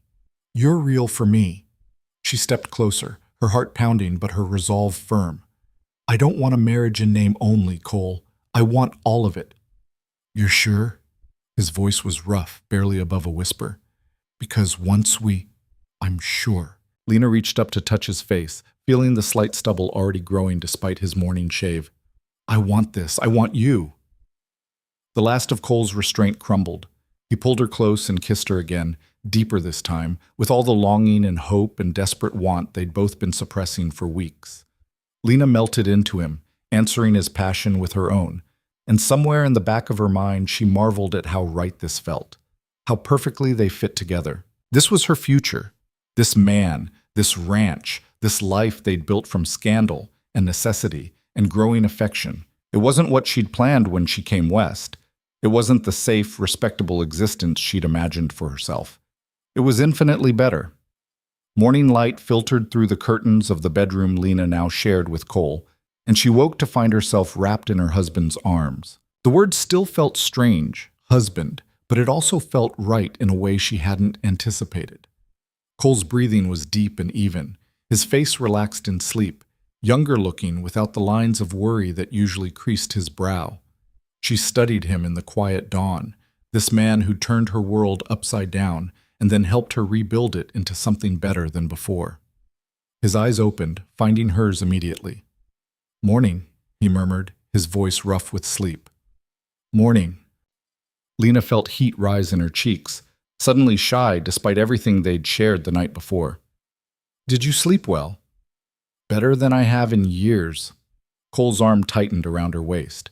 "You?" "Same." She hesitated, then asked the question that had been nagging at the edges of her mind. "Do you have any regrets? About yesterday?" Cole propped himself up on one elbow, his expression serious. "Not a single one." "You?" "No." Lena smiled, relief washing through her.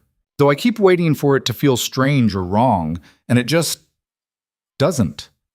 "That's because it isn't strange or wrong." Cole brushed a strand of hair from her face with unexpected tenderness. "Whatever brought us together, what we have now is real. It's ours. And I'll be damned if I let anyone, including our own doubts, take that away from us." The fierce protectiveness in his voice made Lena's heart swell. She reached up to kiss him, pouring all her gratitude and growing affection into the gesture. When they broke apart, both were smiling. "We should probably get up," Cole said reluctantly. "The territorial inspector arrives tomorrow, and there's still work to do." Reality crashed back in. Wallace Montgomery would be arriving to evaluate the school, and everything they'd built hung in the balance.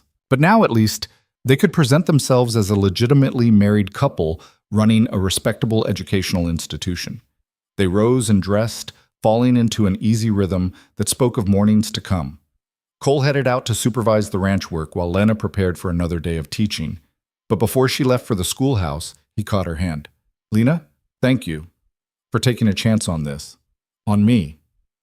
"Thank you for giving me a reason to take the chance," she replied. The day passed in a blur of lessons and preparations. Lena made sure the schoolhouse was spotless, every book properly shelved, every desk aligned. The children sensed her nervousness and responded with unusual discipline, eager to make a good impression on the important visitor from Cheyenne. That evening, as Lena and Cole sat reviewing the school's records one final time, a knock sounded at the door. Cole answered it to find Sheriff Brennan standing on the porch, his hat in his hands and his expression grave. "Tom?" Cole's voice sharpened. "What's wrong?" "I need to talk to both of you." Brennan glanced past Cole to where Lena sat at the table. "It's about the inspection tomorrow." They ushered him inside and Lena poured coffee while Cole gestured for the sheriff to sit. Brennan took a long drink before speaking, as if fortifying himself for difficult news. "I was in town this afternoon when the stage came through from Cheyenne," he began. "Wallace Montgomery was on it. Arrived a day early, apparently. He went straight to the hotel, checked in, and then—" Brennan paused, his weathered face troubled. "Then he paid a call on Constance Pritchard." Lena's stomach dropped. She got to him first. "Looks that way." They were closeted in her parlor for near 2 hours. When Montgomery came out, his face was like thunder. Brennan set down his cup with a heavy thud. "I don't know what she told him, but it wasn't good. He's already asking questions around town, pointed questions about your marriage, about how sudden it was, about the circumstances that brought you two together." Cole's jaw tightened, a muscle jumping beneath the skin. "Constance is poisoning the well before we even get a chance to present the school." "That's exactly what she's doing," Brennan agreed. "And Montgomery's the type who puts a lot of stock in moral character. If he goes into that inspection already believing there's something improper about your relationship, he'll find reasons to deny approval, no matter how good the school is." Lena felt anger rising hot in her chest, burning away the fear. "So what do we do? Let Constance win? Let her destroy everything we've built because she can't stand the idea of a woman succeeding outside her control?" "I didn't say that." Brennan leaned forward, his eyes sharp. "I came here to warn you so you can be prepared. Montgomery's staying at the hotel tonight, planning to inspect the school first thing tomorrow morning. That gives you a few hours to figure out how to counter whatever Constance told him." "What exactly did she tell him?" Cole asked. "Do you know specifics?"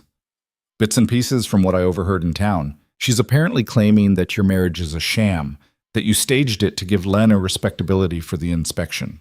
She's suggesting that Lena was indeed pregnant when you first claimed her, that there was some kind of scandal you were covering up, and that the whole school is just an elaborate deception." "That's insane," Lena said flatly. "We have a marriage certificate, witnesses to the ceremony. There's no way to prove it's not legitimate." "You can't prove a negative," Brennan pointed out. "Constance knows that. She's not trying to prove your marriage is fake. She's trying to plant enough doubt in Montgomery's mind that he questions everything about the school. And in his position, if he has any concerns about moral character, he's required to deny approval." The three of them sat in heavy silence, the weight of Constance's machinations pressing down like a physical thing. Everything they'd worked for, the school, the students, the future they'd envisioned, hung by a thread. And that thread was in the hands of a territorial inspector who'd already been prejudiced against them. "There has to be a way to fight this," Lena said, refusing to accept defeat. "Some way to prove that our school is legitimate, that our marriage is real, that we're exactly what we claim to be." "The best proof is the school itself," Cole said slowly. "The students, their progress, the families who support it. If Montgomery actually looks at what we've accomplished instead of listening to Constance's gossip, he'll see the truth." "That's if he's willing to look objectively," Brennan cautioned, "and right now I'm not sure he is." An idea began forming in Lena's mind, risky, bold, but potentially effective. "What if we didn't wait for him to come to us? What if we went to him first?" Both men turned to look at her. Cole's eyebrows rose. "You want to confront Montgomery before the inspection?" "Not confront, invite." Lena stood, pacing as the plan took shape. It's evening now. Montgomery's at the hotel, probably reviewing Constance's accusations, forming opinions based on gossip and innuendo. What if we sent him an invitation to dinner here tonight? Show him our home, our life. Let him see us as real people instead of scandalous rumors. That's bold, Brennan said, something like admiration in his voice. And risky. If it goes wrong, you've just given him ammunition. If we do nothing, Constance has already given him ammunition, Lena countered. At least this way we control the narrative. We show him who we really are before he forms fixed opinions. Cole studied her face, then slowly nodded. It could work. Montgomery's supposed to be fair-minded underneath the conservatism. If we can get past his prejudices, show him the reality of what we've built, he might actually listen. I can deliver the invitation, Brennan offered. Frame it as a courtesy, newlyweds wanting to welcome the territorial inspector properly. Make it seem natural rather than desperate. Do it, Cole decided. And Tom? Thank you for the warning and the help. You didn't have to stick your neck out for us. Yeah, I did. Brennan stood, settling his hat back on his head. You two are doing something good here, something that matters. I'll be damned if I let Constance Pritchard tear it down just because her pride got bruised. After Brennan left, Lena and Cole looked at each other across the kitchen table. The easy intimacy of the morning felt distant now, replaced by the tension of the coming confrontation. But beneath the tension was something else, a shared determination, a unity of purpose that had been forged through weeks of partnership and solidified by their marriage vows. We can do this, Lena said, as much to convince herself as Cole. Damn right we can. Cole reached across the table to take her hand. But Lena, you need to understand, if this goes wrong, if Montgomery denies approval because of Constance's poison, it's not the end. We can appeal. We can keep teaching informally. We can... I know. Lena squeezed his fingers. But I'd rather fight than hide. We've done nothing wrong. I won't act like we have. Pride flashed in Cole's eyes. That's my wife. The word sent a thrill through Lena's chest. Wife. She was someone's wife now, part of a partnership that went beyond convenience or necessity. Whatever happened with the inspection, whatever battles lay ahead, she wouldn't face them alone. They spent the next hour preparing for Montgomery's potential visit. Cole sent a ranch hand to town to purchase a proper roast and vegetables from the hotel kitchen. Lena cleaned the already clean house and set the table with the best dishes Cole owned. They worked together in focused silence, each lost in their own thoughts about the evening ahead. Just after sunset, the sound of approaching horses drew them to the window. Sheriff Brennan was riding up the path, and beside him rode a tall, angular man in a dark suit and spectacles, Wallace Montgomery. The territorial inspector sat ramrod straight in his saddle, his posture suggesting both discomfort with riding and rigid propriety. He came, Lena whispered, relief and nervousness warring in her chest. Of course he came. You gave him an intriguing alternative to sitting alone in a hotel room, reviewing Scandal. Cole's hand found the small of her back. Remember, we're just a married couple running a school. Nothing more complicated than that. They met their guests at the door. Montgomery dismounted stiffly, his sharp eyes taking in every detail of the ranch house, the well-maintained outbuildings, the evidence of prosperity and order. He was perhaps 50 years old with thinning gray hair and a face that suggested he didn't smile often. Mr. Montgomery, Cole said, extending his hand. Thank you for accepting our invitation. Montgomery's handshake was firm but brief. Mr. Maverick, I confess I was surprised by the invitation, somewhat irregular given the circumstances. We're aware that you've heard certain stories about us, Lena said, stepping forward. We thought it might be valuable for you to see the reality before conducting your inspection. I'm Lena Maverick. She emphasized her married name deliberately. Montgomery's eyes flickered to her left hand, where the simple gold band Cole had placed there gleamed in the lamplight. Mrs. Maverick, his tone was carefully neutral. Your husband is correct. This is irregular. I should be conducting my evaluation with complete objectivity, without social entanglements. And you will, Cole assured him. Tomorrow, you'll inspect the school with complete freedom to examine every aspect. Tonight is just dinner, a chance for neighbors to get to know each other. Montgomery seemed to consider this, then nodded slowly. Very well. I accept your hospitality, though I must be clear that it will not influence my official evaluation. We wouldn't expect it to, Lena said. Please come in. The dinner that followed was one of the most tense meals of Lena's life. Montgomery sat rigidly at the table, watching them with those sharp, evaluating eyes, clearly searching for evidence to confirm or deny whatever Constance had told him. Every word had to be carefully chosen, every gesture considered. They were performing their marriage for an audience of one, and the stakes couldn't have been higher. But as the evening progressed, something unexpected happened. Montgomery began to relax. Perhaps it was the good food, or the comfortable home, or the easy way Cole and Lena interacted. The small touches, the shared glances, the natural rhythm of two people who genuinely knew and liked each other. Whatever the reason, the inspector's rigid posture gradually softened, and he began to engage in actual conversation rather than interrogation. I understand you built this ranch from nothing, Mr. Maverick, Montgomery said over coffee. That's quite an achievement in this territory. Took 15 years of hard work, Cole replied, and some luck. But yes, everything you see here I built with my own hands and the help of good men. And you, Mrs. Maverick, you were a teacher in Red Hollow before this school? I was. Lena met his eyes steadily. I taught in the town school for 2 years. Good students, dedicated families. I enjoyed the work very much. So why leave to start your own institution? The question was a minefield. Lena chose her words carefully. I saw a need. Many ranch children and farm families couldn't access the town school due to distance or work obligations. I wanted to serve those children. Cole provided the opportunity and resources to do so. And your marriage? Forgive my bluntness, but I've heard it was rather sudden. There it was, the real question, the one Constance had planted in his mind. Lena felt Cole tense beside her, but when she spoke, her voice was calm. It was sudden, she admitted. Sometimes the best things are. Cole and I had known each other for some time, but we'd kept our relationship private. When circumstances made it clear that we wanted to build a life together, we saw no reason to wait. Circumstances, Montgomery repeated. I've heard rumors about those circumstances. Rumors of scandal. You'll hear rumors about anything in a frontier town, Cole said, his voice harder now. People talk because they're bored or bitter or both. The truth is simple. Lena and I fell in love. We got married. We're building a school together. That's the whole story. Montgomery studied them both for a long moment. Mrs. Pritchard suggested otherwise. She implied that your marriage was a cover for impropriety, that Mrs. Maverick was, he paused delicately, in a compromised condition when you claimed her.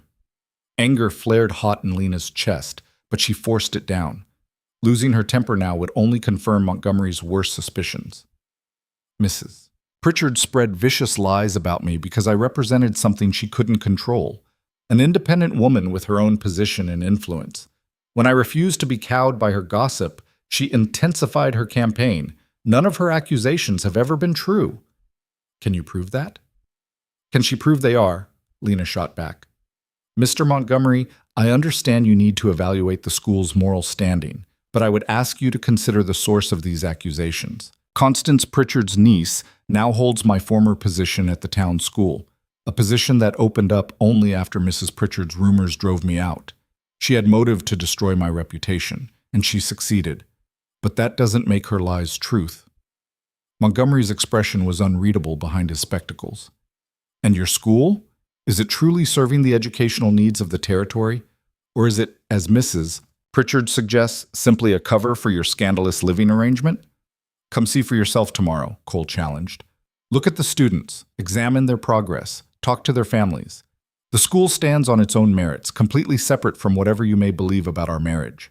And if I find it lacking, if I determine that the moral character of the instructors is unsuitable for territorial recognition, then we'll continue teaching without recognition, Lena said firmly, because those children deserve education regardless of whether your board approves.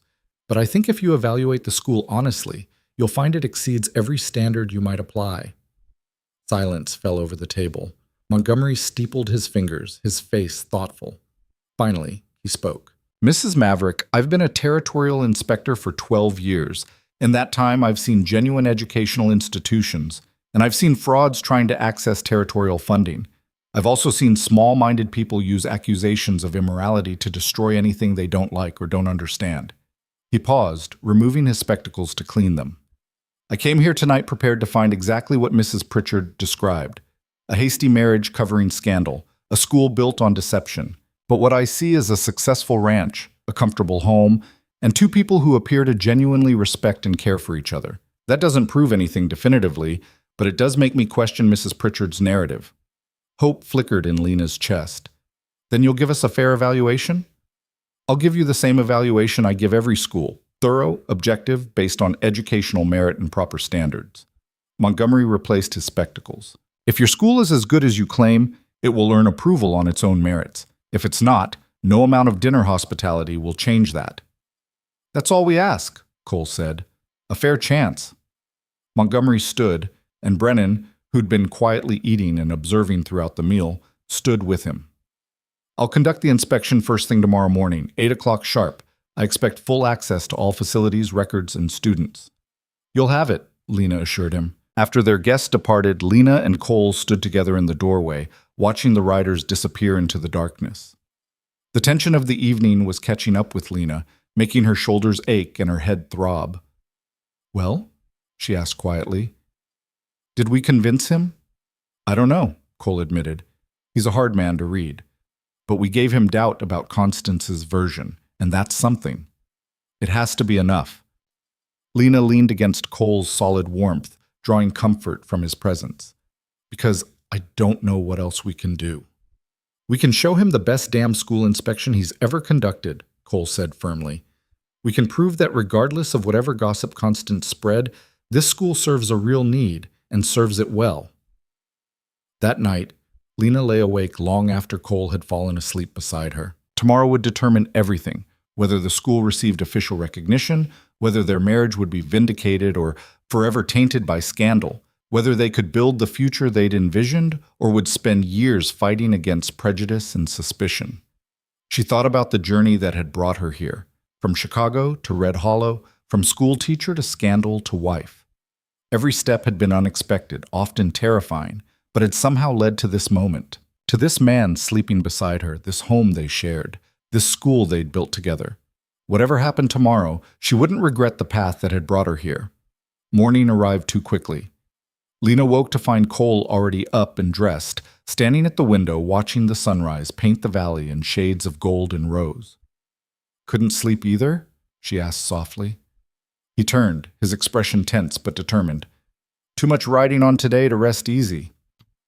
They dressed in silence, both acutely aware of the approaching confrontation. At precisely 8 o'clock, Wallace Montgomery's buggy appeared on the road, driven by Sheriff Brennan. The inspector climbed down with the same rigid propriety he'd shown the night before, carrying a leather satchel full of forms and evaluation criteria. Good morning, he said formally. Shall we begin? Lena led him to the schoolhouse, her heart pounding so hard she was certain everyone could hear it. But when she opened the door to reveal the bright, clean classroom, pride surged through her anxiety. This was good work. This mattered. The students were already assembled, scrubbed and nervous in their best clothes. They rose as one when Montgomery entered, their chorus of "Good morning, sir," perfectly synchronized.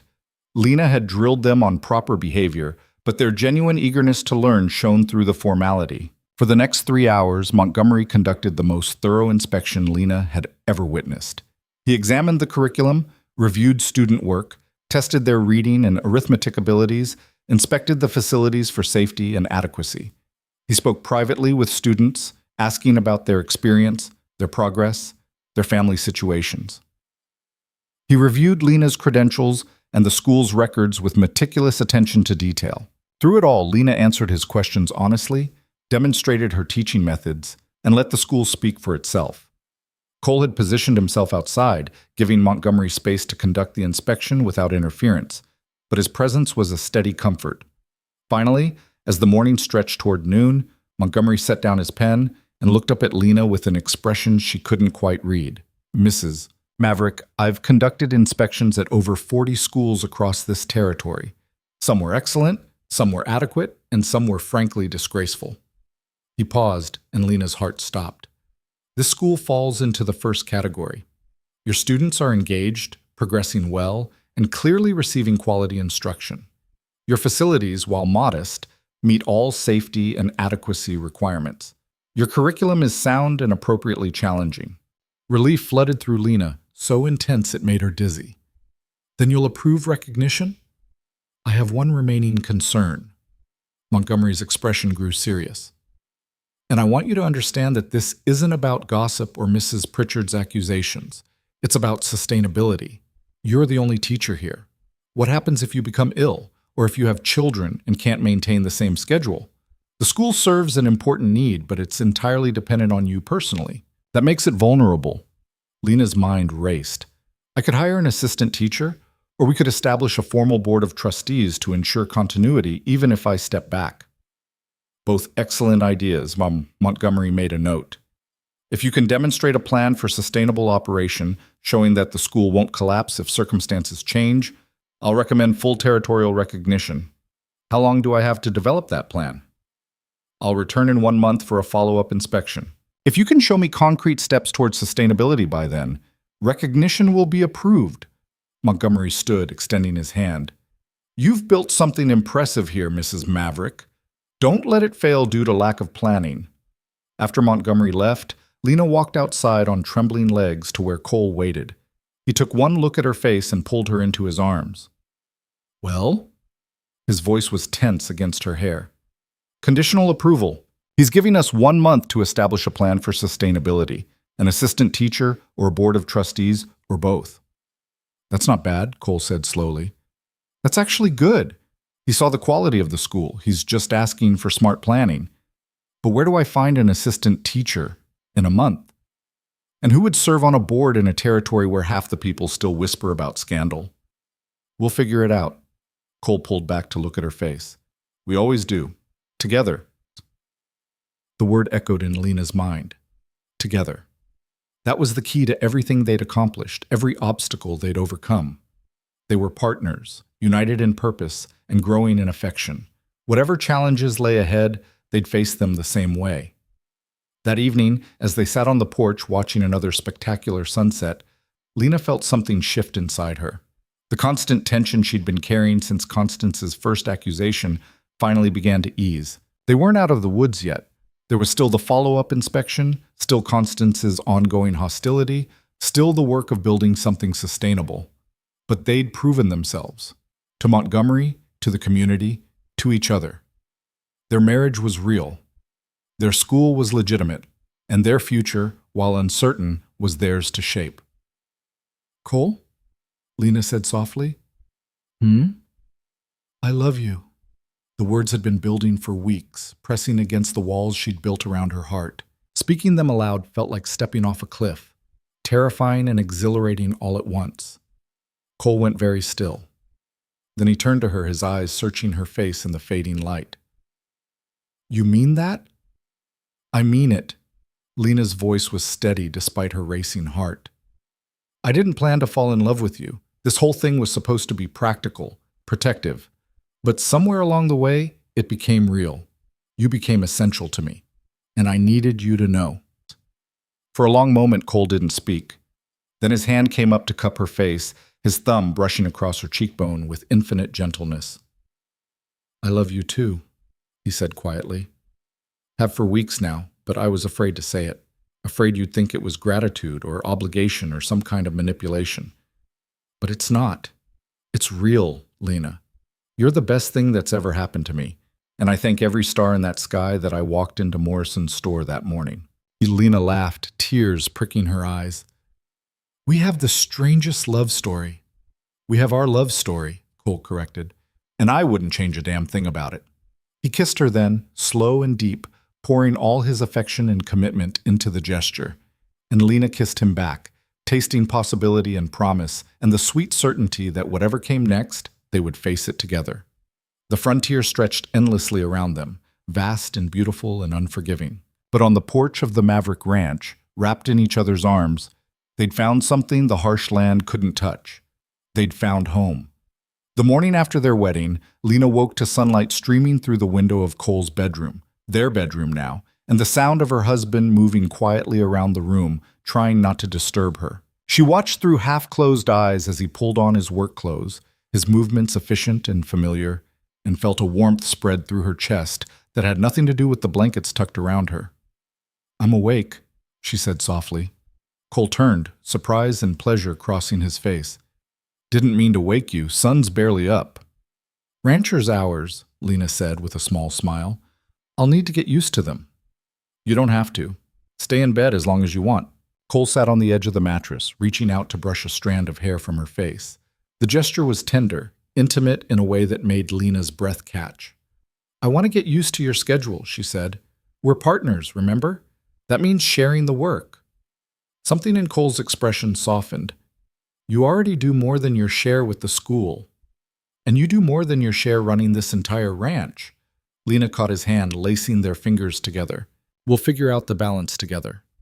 Cole squeezed her hand gently, then stood. "I need to check on the cattle in the north pasture. Should be back by midday. You got students coming?"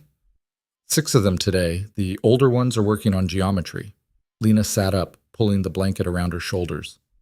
"Cole, last night was perfect," he finished quietly. "It was perfect, Lena." After he left, Lena dressed and prepared for her day, her mind still turning over the profound shift in their relationship. What had started as a desperate arrangement had transformed into something real and precious. She was married now, truly married, to a man she'd come to respect and care for deeply. The thought was both exhilarating and terrifying. The week passed in a blur of teaching and ranch work and the small intimacies of married life. Lena learned that Cole hummed tunelessly while doing morning chores, that he took his coffee strong enough to dissolve iron, and that he had nightmares sometimes about his mother's death that left him restless and distant the next day. Cole learned that Lena talked in her sleep occasionally, that she arranged her books in meticulous alphabetical order, and that she had a surprisingly sharp sense of humor that emerged when she was comfortable. They were learning each other, building a real marriage from the foundation of their false engagement, and with each passing day, the bond between them grew stronger. On Wednesday morning, exactly 1 week after their wedding, the territorial inspector arrived. Wallace Montgomery was a thin, severe-looking man in his 50s with wire-rimmed spectacles and a briefcase full of official documents. He surveyed the ranch school with a critical eye that missed nothing, taking notes in a small leather journal as he examined the classroom, the books, the teaching materials. Lena stood beside Cole, her spine straight and her hands folded calmly, while Montgomery peppered her with questions about curriculum, teaching methods, student progress. She answered each one thoroughly, drawing on her years of experience and her genuine passion for education. Beside her, Cole stood silent but supportive, his presence a steady anchor. "And your qualifications, Mrs. Maverick?" Montgomery peered at her over his spectacles. "I see from your application that you taught in Red Hollow for 2 years before establishing this institution." "That's correct," Lena said evenly. "I was educated at the Chicago Normal School and taught in several schools in Illinois before coming to the territory." "Why did you leave the Red Hollow position?" The question hung in the air, loaded with implication. This was the moment Lena had been dreading, the moment when she'd have to address the scandal that had started everything. "There were philosophical differences with the school board," Lena said carefully. "I believed in a broader, more progressive approach to education than they were comfortable with. When the opportunity arose to establish a school here at the ranch, where I could implement my methods without restriction, I took it." It wasn't a lie, exactly, just a careful reshaping of the truth. Montgomery made a note in his journal. "And your marriage to Mr. Maverick, when did that occur?" "Last Saturday," Cole interjected smoothly. "We'd been courting for some time, but decided to formalize our union before the school's inspection. Seemed proper." "Indeed." Montgomery's expression was unreadable. "And you understand, Mrs. Maverick, that as a married woman, your legal standing with regard to property and contracts is now subject to your husband's authority?" Lena felt Cole tense beside her, but she kept her voice level. "I understand the legal realities, Mr. Montgomery. However, my husband and I have an understanding. This school is my work, my passion, and he supports it fully. Don't you, Cole?" "Absolutely," Cole said firmly. "Lena's the best teacher this territory has seen. I'm just providing the resources. The school itself is entirely her creation." Montgomery studied them both for a long moment, his expression thoughtful. Then, to Lena's surprise, a small smile tugged at the corner of his mouth. "Good," he said, "because from what I've seen today, this is exactly the kind of educational institution the territory needs. Your students are engaged, well taught, and making genuine progress. Your materials are excellent, your methods sound, and most importantly, you're serving families who would otherwise have no access to quality education." Relief flooded through Lena so suddenly her knees went weak. Cole's hand found the small of her back, steadying her. "So you'll recommend approval?" Cole asked. "I will," Montgomery confirmed, with the caveat that the school undergo annual reviews to ensure standards are maintained. "But yes, the Maverick Ranch School will receive full territorial recognition." He closed his journal with a decisive snap. "Congratulations, Mrs. Maverick. You've built something impressive here." After Montgomery departed with promises to file his report immediately, Lena and Cole stood in the classroom, both too stunned to speak for a moment. "We did it," Lena finally whispered. "We actually did it." Cole pulled her into his arms, lifting her off her feet and spinning her around. Lena laughed, the sound bright with joy and relief, and when he set her down, they were both grinning like fools. "You did it," Cole corrected. "This school, this success, it's all you, Lena." "It's us," Lena insisted. "I couldn't have done any of this without you." They kissed then, surrounded by the books and maps and slates that represented their shared dream, and Lena felt a profound sense of rightness settle over her. This was her life now, this school, this ranch, this man, and it was better than anything she could have imagined. News of the school's territorial recognition spread quickly through Red Hollow and the surrounding area. Within days, Lena had inquiries from 6 more families wanting to enroll their children. She hired a young woman named Sarah Mitchell from Cheyenne to serve as an assistant teacher, and together they expanded the program to accommodate the growing student body. The school's success was impossible for the town to ignore. Even Constance Pritchard's most dedicated supporters had to acknowledge that Lena had accomplished something remarkable. The territorial approval gave the school legitimacy that couldn't be dismissed or undermined, and the quality of education Lena provided was undeniable. But Constance herself remained bitter and vengeful, looking for any opportunity to strike back. That opportunity came in late November, when she learned that Lena had been invited to speak at a territorial education conference in Cheyenne about innovative teaching methods for frontier schools. "She's making a mockery of decent women everywhere," Constance hissed to her remaining supporters at a quilting circle. "Parading around as an expert when everyone knows she only got where she is through scandal and manipulation." The words found their way back to Lena through Margaret Colby, who'd been present at the gathering and was appalled by Constance's viciousness. "She's never going to stop," Margaret said sadly as she sat in Lena's kitchen, sharing tea on a cold afternoon. "Some people can't let go of their grudges. It eats them up from the inside." Lena stirred her tea thoughtfully. "I used to think that if I just proved myself, if I showed everyone that I was respectable and competent, the gossip would stop. But I've realized something. People like Constance don't care about truth. They care about control. And when they lose it, they'll say anything to get it back. So what do? I stopped caring what she says." Lena met Margaret's eyes. "I have a husband who loves me, a school that's thriving, students who are learning, and a community that's growing. Constance can spend the rest of her life spreading poison if she wants. It doesn't change what I've built here." It was the truth, Lena realized. Somewhere in the past months, she'd stopped giving Constance Pritchard power over her life. The woman's opinions, her gossip, her attempts at sabotage, none of it mattered anymore.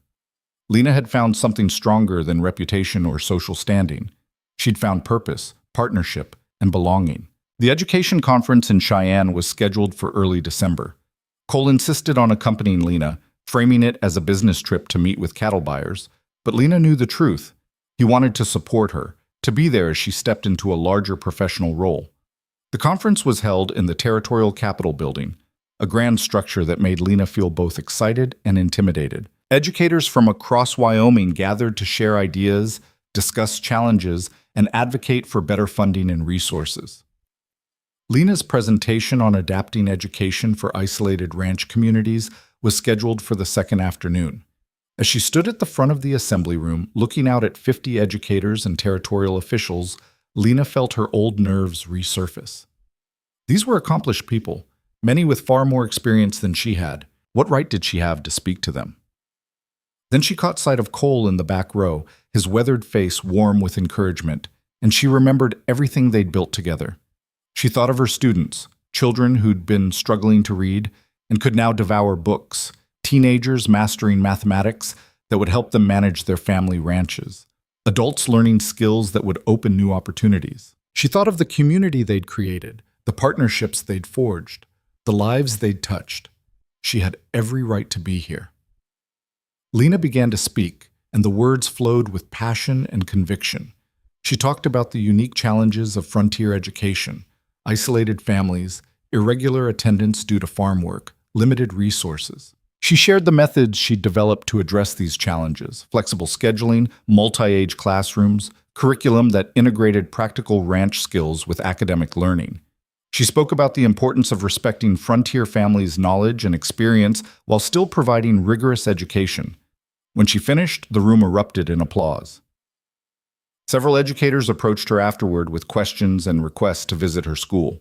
2 territorial officials expressed interest in using her model to establish similar schools in other remote areas. By the end of the day, Lena had made connections that would shape frontier education across the territory. "You were magnificent," Cole said that evening as they walked back to their hotel through Cheyenne's bustling streets. "Those people hung on your every word." "I was terrified," Lena admitted with a laugh, "but also exhilarated. To think that our little ranch school could influence education across the whole territory. It's more than I ever dreamed possible." Cole stopped walking and turned to face her, his expression serious. "Lena, I need to tell you something." The sudden gravity in his tone sent a flutter of anxiety through Lena's chest. "What is it?" "When all this started, when I stepped in at Morrison's store and claimed you, I did it to save you from Constance's cruelty, to give you protection and time to rebuild your life. I thought we'd maintain the fiction for a few months, then you'd move on, and I'd go back to my solitary existence on the ranch." Lena's heart clenched. "Cole, let me finish," he said gently. "I never expected to care about you the way I do. I never expected to look forward to coming home each evening just to see your face. I never expected to lie awake at night thinking about your laugh, your passion for teaching, the way you stand up for what's right, no matter the cost." He took both her hands in his. "I never expected to fall in love with you, Lena. But I have. Completely. Irrevocably." Tears sprang to Lena's eyes. "Oh, Cole. I know our marriage started as a convenience, a solution to a problem. But it's become the most important thing in my life. You're the most important thing in my life." His voice was rough with emotion. "I love you, Lena Maverick, not because of what you do or what you've built, but because of who you are. And I needed you to know that." Lena's tears spilled over, but they were tears of joy. "I love you too," she whispered. "I think I have for a while now, but I was afraid to say it, afraid it was too soon, too complicated, too—" Cole kissed her, cutting off her words, and Lena melted into him. They stood on the crowded Cheyenne street, oblivious to the curious glances of passers-by, wrapped in each other and the profound realization that their arranged marriage had transformed into the deepest love either had known. When they finally pulled apart, both were laughing and crying at once. "We're quite a pair," Cole said, brushing tears from Lena's cheeks. "A scandalous schoolteacher and a brooding rancher who convinced a whole town they were lovers when they'd barely spoken to each other." "And now we actually are," Lena said, wonder in her voice. "How did that happen?" "I think," Cole said thoughtfully, "we built something real out of something false. We took a lie and turned it into truth through sheer determination and partnership." "And love," Lena added softly. "And love," Cole agreed. They returned to Red Hollow 2 days later, arriving just as the first snow of winter began to fall. The ranch looked beautiful under its white blanket, smoke curling from chimneys, cattle huddled in sheltered areas, the schoolhouse standing proud and solid against the gray sky. As they pulled up to the main house, Lena noticed something unusual. Several wagons were parked outside, and people were gathered on the porch despite the cold. Her first thought was trouble, but then she saw Margaret Colby's smiling face, and the worry eased. "What's all this?" Cole asked as they climbed down from their wagon. Welcome home party, Margaret announced, her eyes twinkling. We heard about the conference, about how well Lena did. The whole community wanted to celebrate. The crowd on the porch parted to reveal a table laden with food, pies and roasted chickens, and fresh bread and all manner of frontier delicacies. Ranch families stood alongside town families, children darted between adults, and even Sheriff Brennan was present, his weathered face creased in a genuine smile. "Speech!" someone called out, and others took up the cry.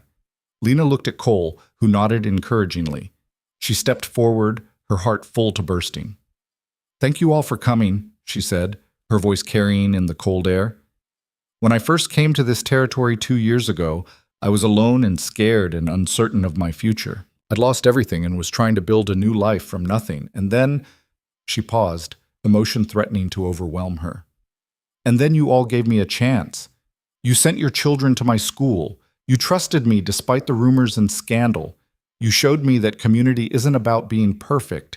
It's about supporting each other through imperfection." She found Cole's face in the crowd, saw the love and pride shining there. "My husband and I have built something together. A school, yes, but more than that. We've built a place where children can learn and grow, where families can connect, where education is accessible to everyone regardless of wealth or status. And we couldn't have done it without all of you." The crowd erupted in cheers and applause. Margaret Colby stepped forward and embraced Lena warmly, whispering, "You've made a real difference here. Don't ever forget that." The celebration lasted well into the evening, with food and conversation and children playing in the light snow. It was everything a frontier community should be, people coming together to support one another, to celebrate shared success, to build bonds that would sustain them through the harsh winter ahead. As the last guest departed and Lena and Cole stood alone on their porch, watching the wagons disappear into the snowy darkness, Lena felt a profound sense of peace settle over her. "Happy?" Cole asked softly, his arm around her shoulders. "Incredibly," Lena said, "though I keep expecting something to go wrong, for Constance to find some new way to attack, or for the territorial board to change their minds, or for—" "Hey," Cole turned her to face him. "Stop waiting for disaster. We've earned this happiness, Lena. Both of us. We fought for it, built it with our own hands. It's real, and it's ours, and no one can take it away from us." Lena nodded, letting his certainty wash over her. He was right. They had fought for this, for their marriage, their school, their place in this community. They'd taken the worst that frontier life could throw at them and emerged stronger. The winter passed peacefully. The school continued to thrive, with students making remarkable progress. Lena's assistant teacher, Sarah Mitchell, proved invaluable, allowing them to expand the program even further. By February, they were teaching 23 students of various ages, plus evening classes for adults who wanted to improve their literacy. Constance Pritchard made a few more attempts at sabotage, spreading rumors that the ranch school was teaching radical ideas, suggesting that married women shouldn't work outside the home, claiming that Lena's presence in professional circles was unseemly. But her influence had waned so significantly that most people simply ignored her. The school's success spoke for itself, and Lena's competence and character had been proven beyond doubt. In March, something unexpected happened. Lena woke one morning feeling distinctly unwell, a queasiness in her stomach that was disturbingly familiar. She'd felt this way once before, back when Constance had accused her of pregnancy based on similar symptoms. But this time, as the days passed and the nausea persisted, as she noticed other changes in her body, Lena began to suspect that maybe, just maybe, she actually was pregnant. The irony was almost too perfect. She'd been falsely accused of pregnancy, had her life upended by that lie, and now she might actually be carrying a child. Lena waited 2 weeks before saying anything to Cole, wanting to be certain. But when her monthly courses failed to arrive and the nausea continued, she could no longer deny the truth. One evening after supper, as they sat together in the warmth of their home, she took his hand. "Cole, I need to tell you something." He looked up from the ranch accounts he'd been reviewing, immediately attentive. "What is it?" I believe I'm pregnant." The words felt strange on her tongue. "I'm not entirely certain yet, but all the signs are there." But Cole went very still, his eyes widening. "Pregnant," he repeated slowly. "We're going to have a baby?" "It appears so." Lena searched his face for his reaction. How do you feel about that?" For a moment, Cole didn't respond. Then a smile spread across his face, not just any smile, but a grin of pure, unrestrained joy that transformed his entire expression. "How do I feel?" He pulled Lena into his arms, holding her tight. "I feel like the luckiest man in the Wyoming Territory. We're going to have a baby, Lena, a child of our own." Relief and happiness flooded through Lena. "You're not worried about the timing or worried?" Cole pulled back to look at her, his hands gentle on her face. "Why would I be worried? We're married, we love each other, we have a stable home and income. This is wonderful news, Lena. The best news." Lena felt tears prick her eyes. "The last time I was accused of being pregnant, it nearly destroyed my life. And now that I actually am, I'm terrified. What if something goes wrong? What if—" "Nothing's going to go wrong," Cole said firmly. "You're strong and healthy, and we'll make sure you get the best care available. And this time, you're not facing it alone. You have me. You have our community. You have everything you need." He was right, Lena realized. The circumstances couldn't have been more different. Then, she'd been alone and vulnerable, facing condemnation from a hostile town. Now, she was married to a man who loved her, respected in her community, secure in her position. The pregnancy that would have ruined her a year ago would now be celebrated. The news of Lena's pregnancy spread through the community with typical frontier speed. The response was overwhelmingly positive. Ranch wives offering advice and hand-me-down baby clothes. Margaret Colby organizing a quilting bee to make blankets. Students drawing pictures of what they imagined the baby would look like. Even in Red Hollow proper, where some still harbored doubts about Lena's character, the pregnancy was accepted as natural and proper. She was a married woman expecting her first child. There was nothing scandalous about it. The only person who seemed genuinely distressed by the news was Constance Pritchard.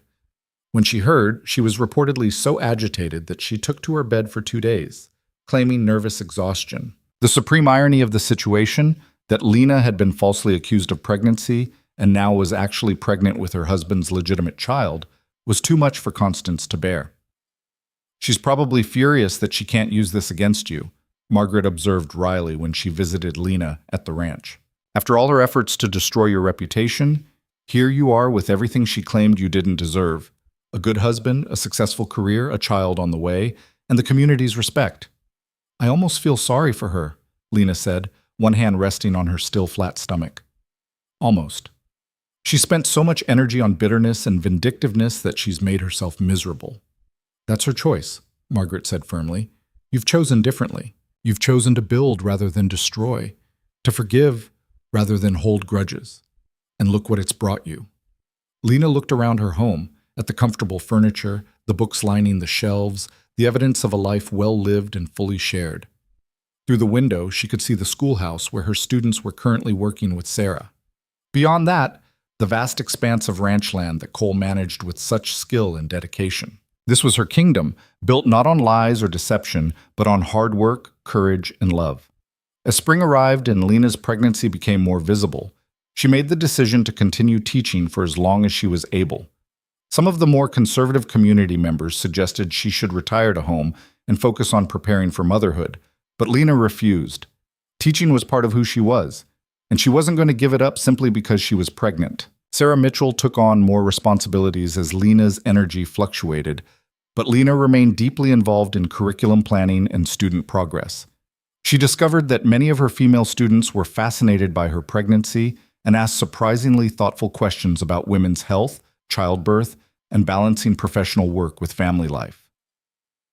"You're showing them a different possibility," Cole observed one evening as Lena recounted one such conversation. "You're proving that women can be mothers and professionals, that they don't have to choose between education and family." "Is that what I'm doing?" Lena asked, amused. "Whether you intended to or not, yes." Cole's hand rested gently on her rounded belly. "You're changing this community's expectations, one student at a time." In June, as summer heat settled over the valley and Lena's due date approached, the Territorial Education Board sent a letter officially commending the Maverick Ranch School as a model institution and requesting that Lena write a formal guide to frontier education methods that could be distributed to other territorial schools. It was recognition beyond anything Lena had imagined, validation that her work mattered beyond just her immediate community. You should do it, Cole urged when Lena expressed uncertainty about taking on such a project while preparing for the baby's arrival. Not right away, of course, but eventually. Your methods work, Lena. Other teachers need to learn from you. The baby arrived on a sweltering July afternoon, with Margaret Colby and the local midwife in attendance. The labor was long and difficult, and there were moments when Lena feared she wouldn't survive it. But Cole stayed with her throughout, holding her hand, wiping her brow, whispering encouragement even when she was too exhausted to respond. When the baby finally emerged, a healthy, squalling girl with a shock of dark hair, Lena wept with relief and joy. Cole held their daughter with shaking hands, tears streaming down his weathered face, and Lena knew she'd never seen anything more beautiful than this strong, stoic man cradling their tiny child with infinite gentleness. She's perfect, Cole whispered. Absolutely perfect. What should we name her? Lena had been thinking about this for months. Sarah, she said softly, after your friend, the woman you couldn't save. Maybe this Sarah will have the life that one was denied. Cole's eyes met hers, shining with emotion. Sarah Maverick, he said, testing the name. I love it. And I love you, Lena, more than I can ever express. I love you too, Lena said. Thank you for saving me, for giving me this life. You saved yourself, Cole corrected gently. I just gave you the opportunity. Everything else, the school, the respect you've earned, the community you've built, that's all you. News of baby Sarah's arrival spread quickly, and visitors began arriving at the ranch within hours. Families brought gifts, hand-knitted blankets, carved wooden toys, jars of preserved vegetables for Lena to eat during her recovery. Students from the school created a large banner that read, "Welcome, baby Sarah," in carefully practiced letters. Even Sheriff Brennan stopped by, his gruff exterior melting when he caught sight of the tiny infant. The only notable absence was Constance Pritchard. But Lena didn't miss her presence. The woman had become irrelevant, her bitterness a footnote to Lena's story rather than its defining element. As August arrived and Lena recovered her strength, she made plans to gradually return to teaching. Sarah Mitchell had managed the school beautifully during Lena's confinement, and together they worked out an arrangement where Lena could contribute to curriculum and instruction while still caring for baby Sarah. You're creating a new model, Sarah Mitchell said admiringly, showing that women can be mothers and teachers simultaneously. It's revolutionary. It's necessary, Lena corrected. Women have always balanced multiple roles. We're just doing it more publicly, more intentionally. On a warm September evening, nearly 15 months after that fateful morning in Morrison's general store, Lena and Cole sat on their porch, watching the sunset paint the valley in shades of gold and crimson. Baby Sarah slept peacefully in Lena's arms, tiny fists curled against her chest. The school building stood solid and proud in the distance, a testament to everything they'd built together. Do you ever think about how this all started? Cole asked quietly. About how close we came to never knowing each other? Sometimes, Lena admitted. If you hadn't been in town that day, if you hadn't stepped forward, if I'd run instead of fighting back, if Constance hadn't been so determined to destroy you, Cole added. Lena looked down at their daughter, then over at her husband. I used to hate her for what she did, for the lies she spread, the cruelty she showed. But now I'm almost grateful. Cole raised an eyebrow. Grateful? Her viciousness led to all of this. Lena gestured to encompass the ranch, the school, the life they'd built. If she hadn't attacked me, you wouldn't have stepped in. We wouldn't have married. Sarah wouldn't exist. The school might never have been established. In trying to destroy me, she inadvertently gave me everything I never knew I wanted. Cole was quiet for a moment, considering this. So her cruelty became the catalyst for our happiness. Exactly. We took the worst thing that could have happened and transformed it into the best thing. Lena shifted Sarah gently, marveling at the weight of her daughter in her arms. We turned lies into truth, scandal into respectability, fear into love. We built something beautiful from broken pieces. We did, Cole agreed. He reached over to take Lena's free hand, lacing their fingers together.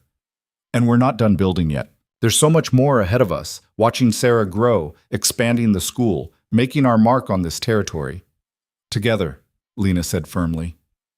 Always together, Cole promised.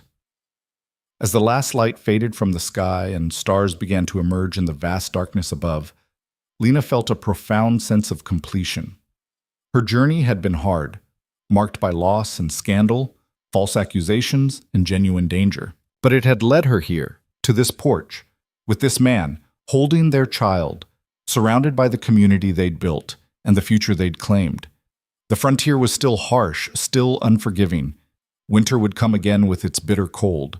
There would be new challenges, new obstacles to overcome. But Lena no longer feared them. She had Cole beside her, their daughter in her arms, their school full of eager students, and a community that had learned to respect her not despite her past, but because of how she'd faced it. In the distance, a coyote howled, and cattle shifted in their pens. The ranch settled into its nightly rhythms, familiar and comforting. Inside the house, the lamp they'd left burning cast warm light through the windows, beckoning them home. "Should we go in?" Cole asked softly. Lena looked at the stars overhead, at the land spreading endlessly in every direction, at the man who'd saved her life by binding it to his own. "In a minute. I just want to stay here a little longer, to remember this moment." "What will you remember about it?" Cole's voice was curious. Lena considered. "That we made it. Against all odds, despite every obstacle, we built something real and lasting and good. That courage and compassion can triumph over cruelty and judgment. That sometimes the worst thing that happens to you can become the doorway to the best thing." She looked at Cole, saw her own emotions reflected in his eyes, love, gratitude, wonder at the unexpected paths life could take. "And I'll remember," she continued, "that I'm not alone anymore. That I have a partner who sees me, values me, stands beside me through everything.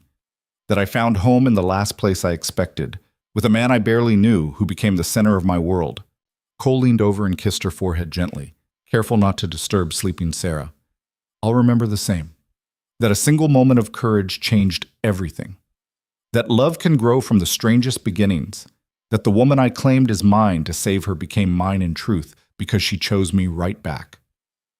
They sat together as full darkness fell, a family forged from scandal and strengthened by love, looking toward a future bright with promise. The whispers that had once threatened to destroy Lena had faded into insignificance, replaced by a new story, one of redemption, partnership, and the transformative power of standing firm in the face of injustice. In Red Hollow, people would talk about Lena and Cole Maverick for years to come, but the story they told would no longer be about scandal and shame. Instead, it would be about a schoolteacher who refused to be broken, a rancher who chose courage over comfort, and the love they built from the ashes of false accusations and frontier cruelty. And in the end, that was the only story that mattered. The truth they'd created together, stronger than any lie, more enduring than any rumor, as vast and unshakable as the Montana sky that stretched above them into infinity.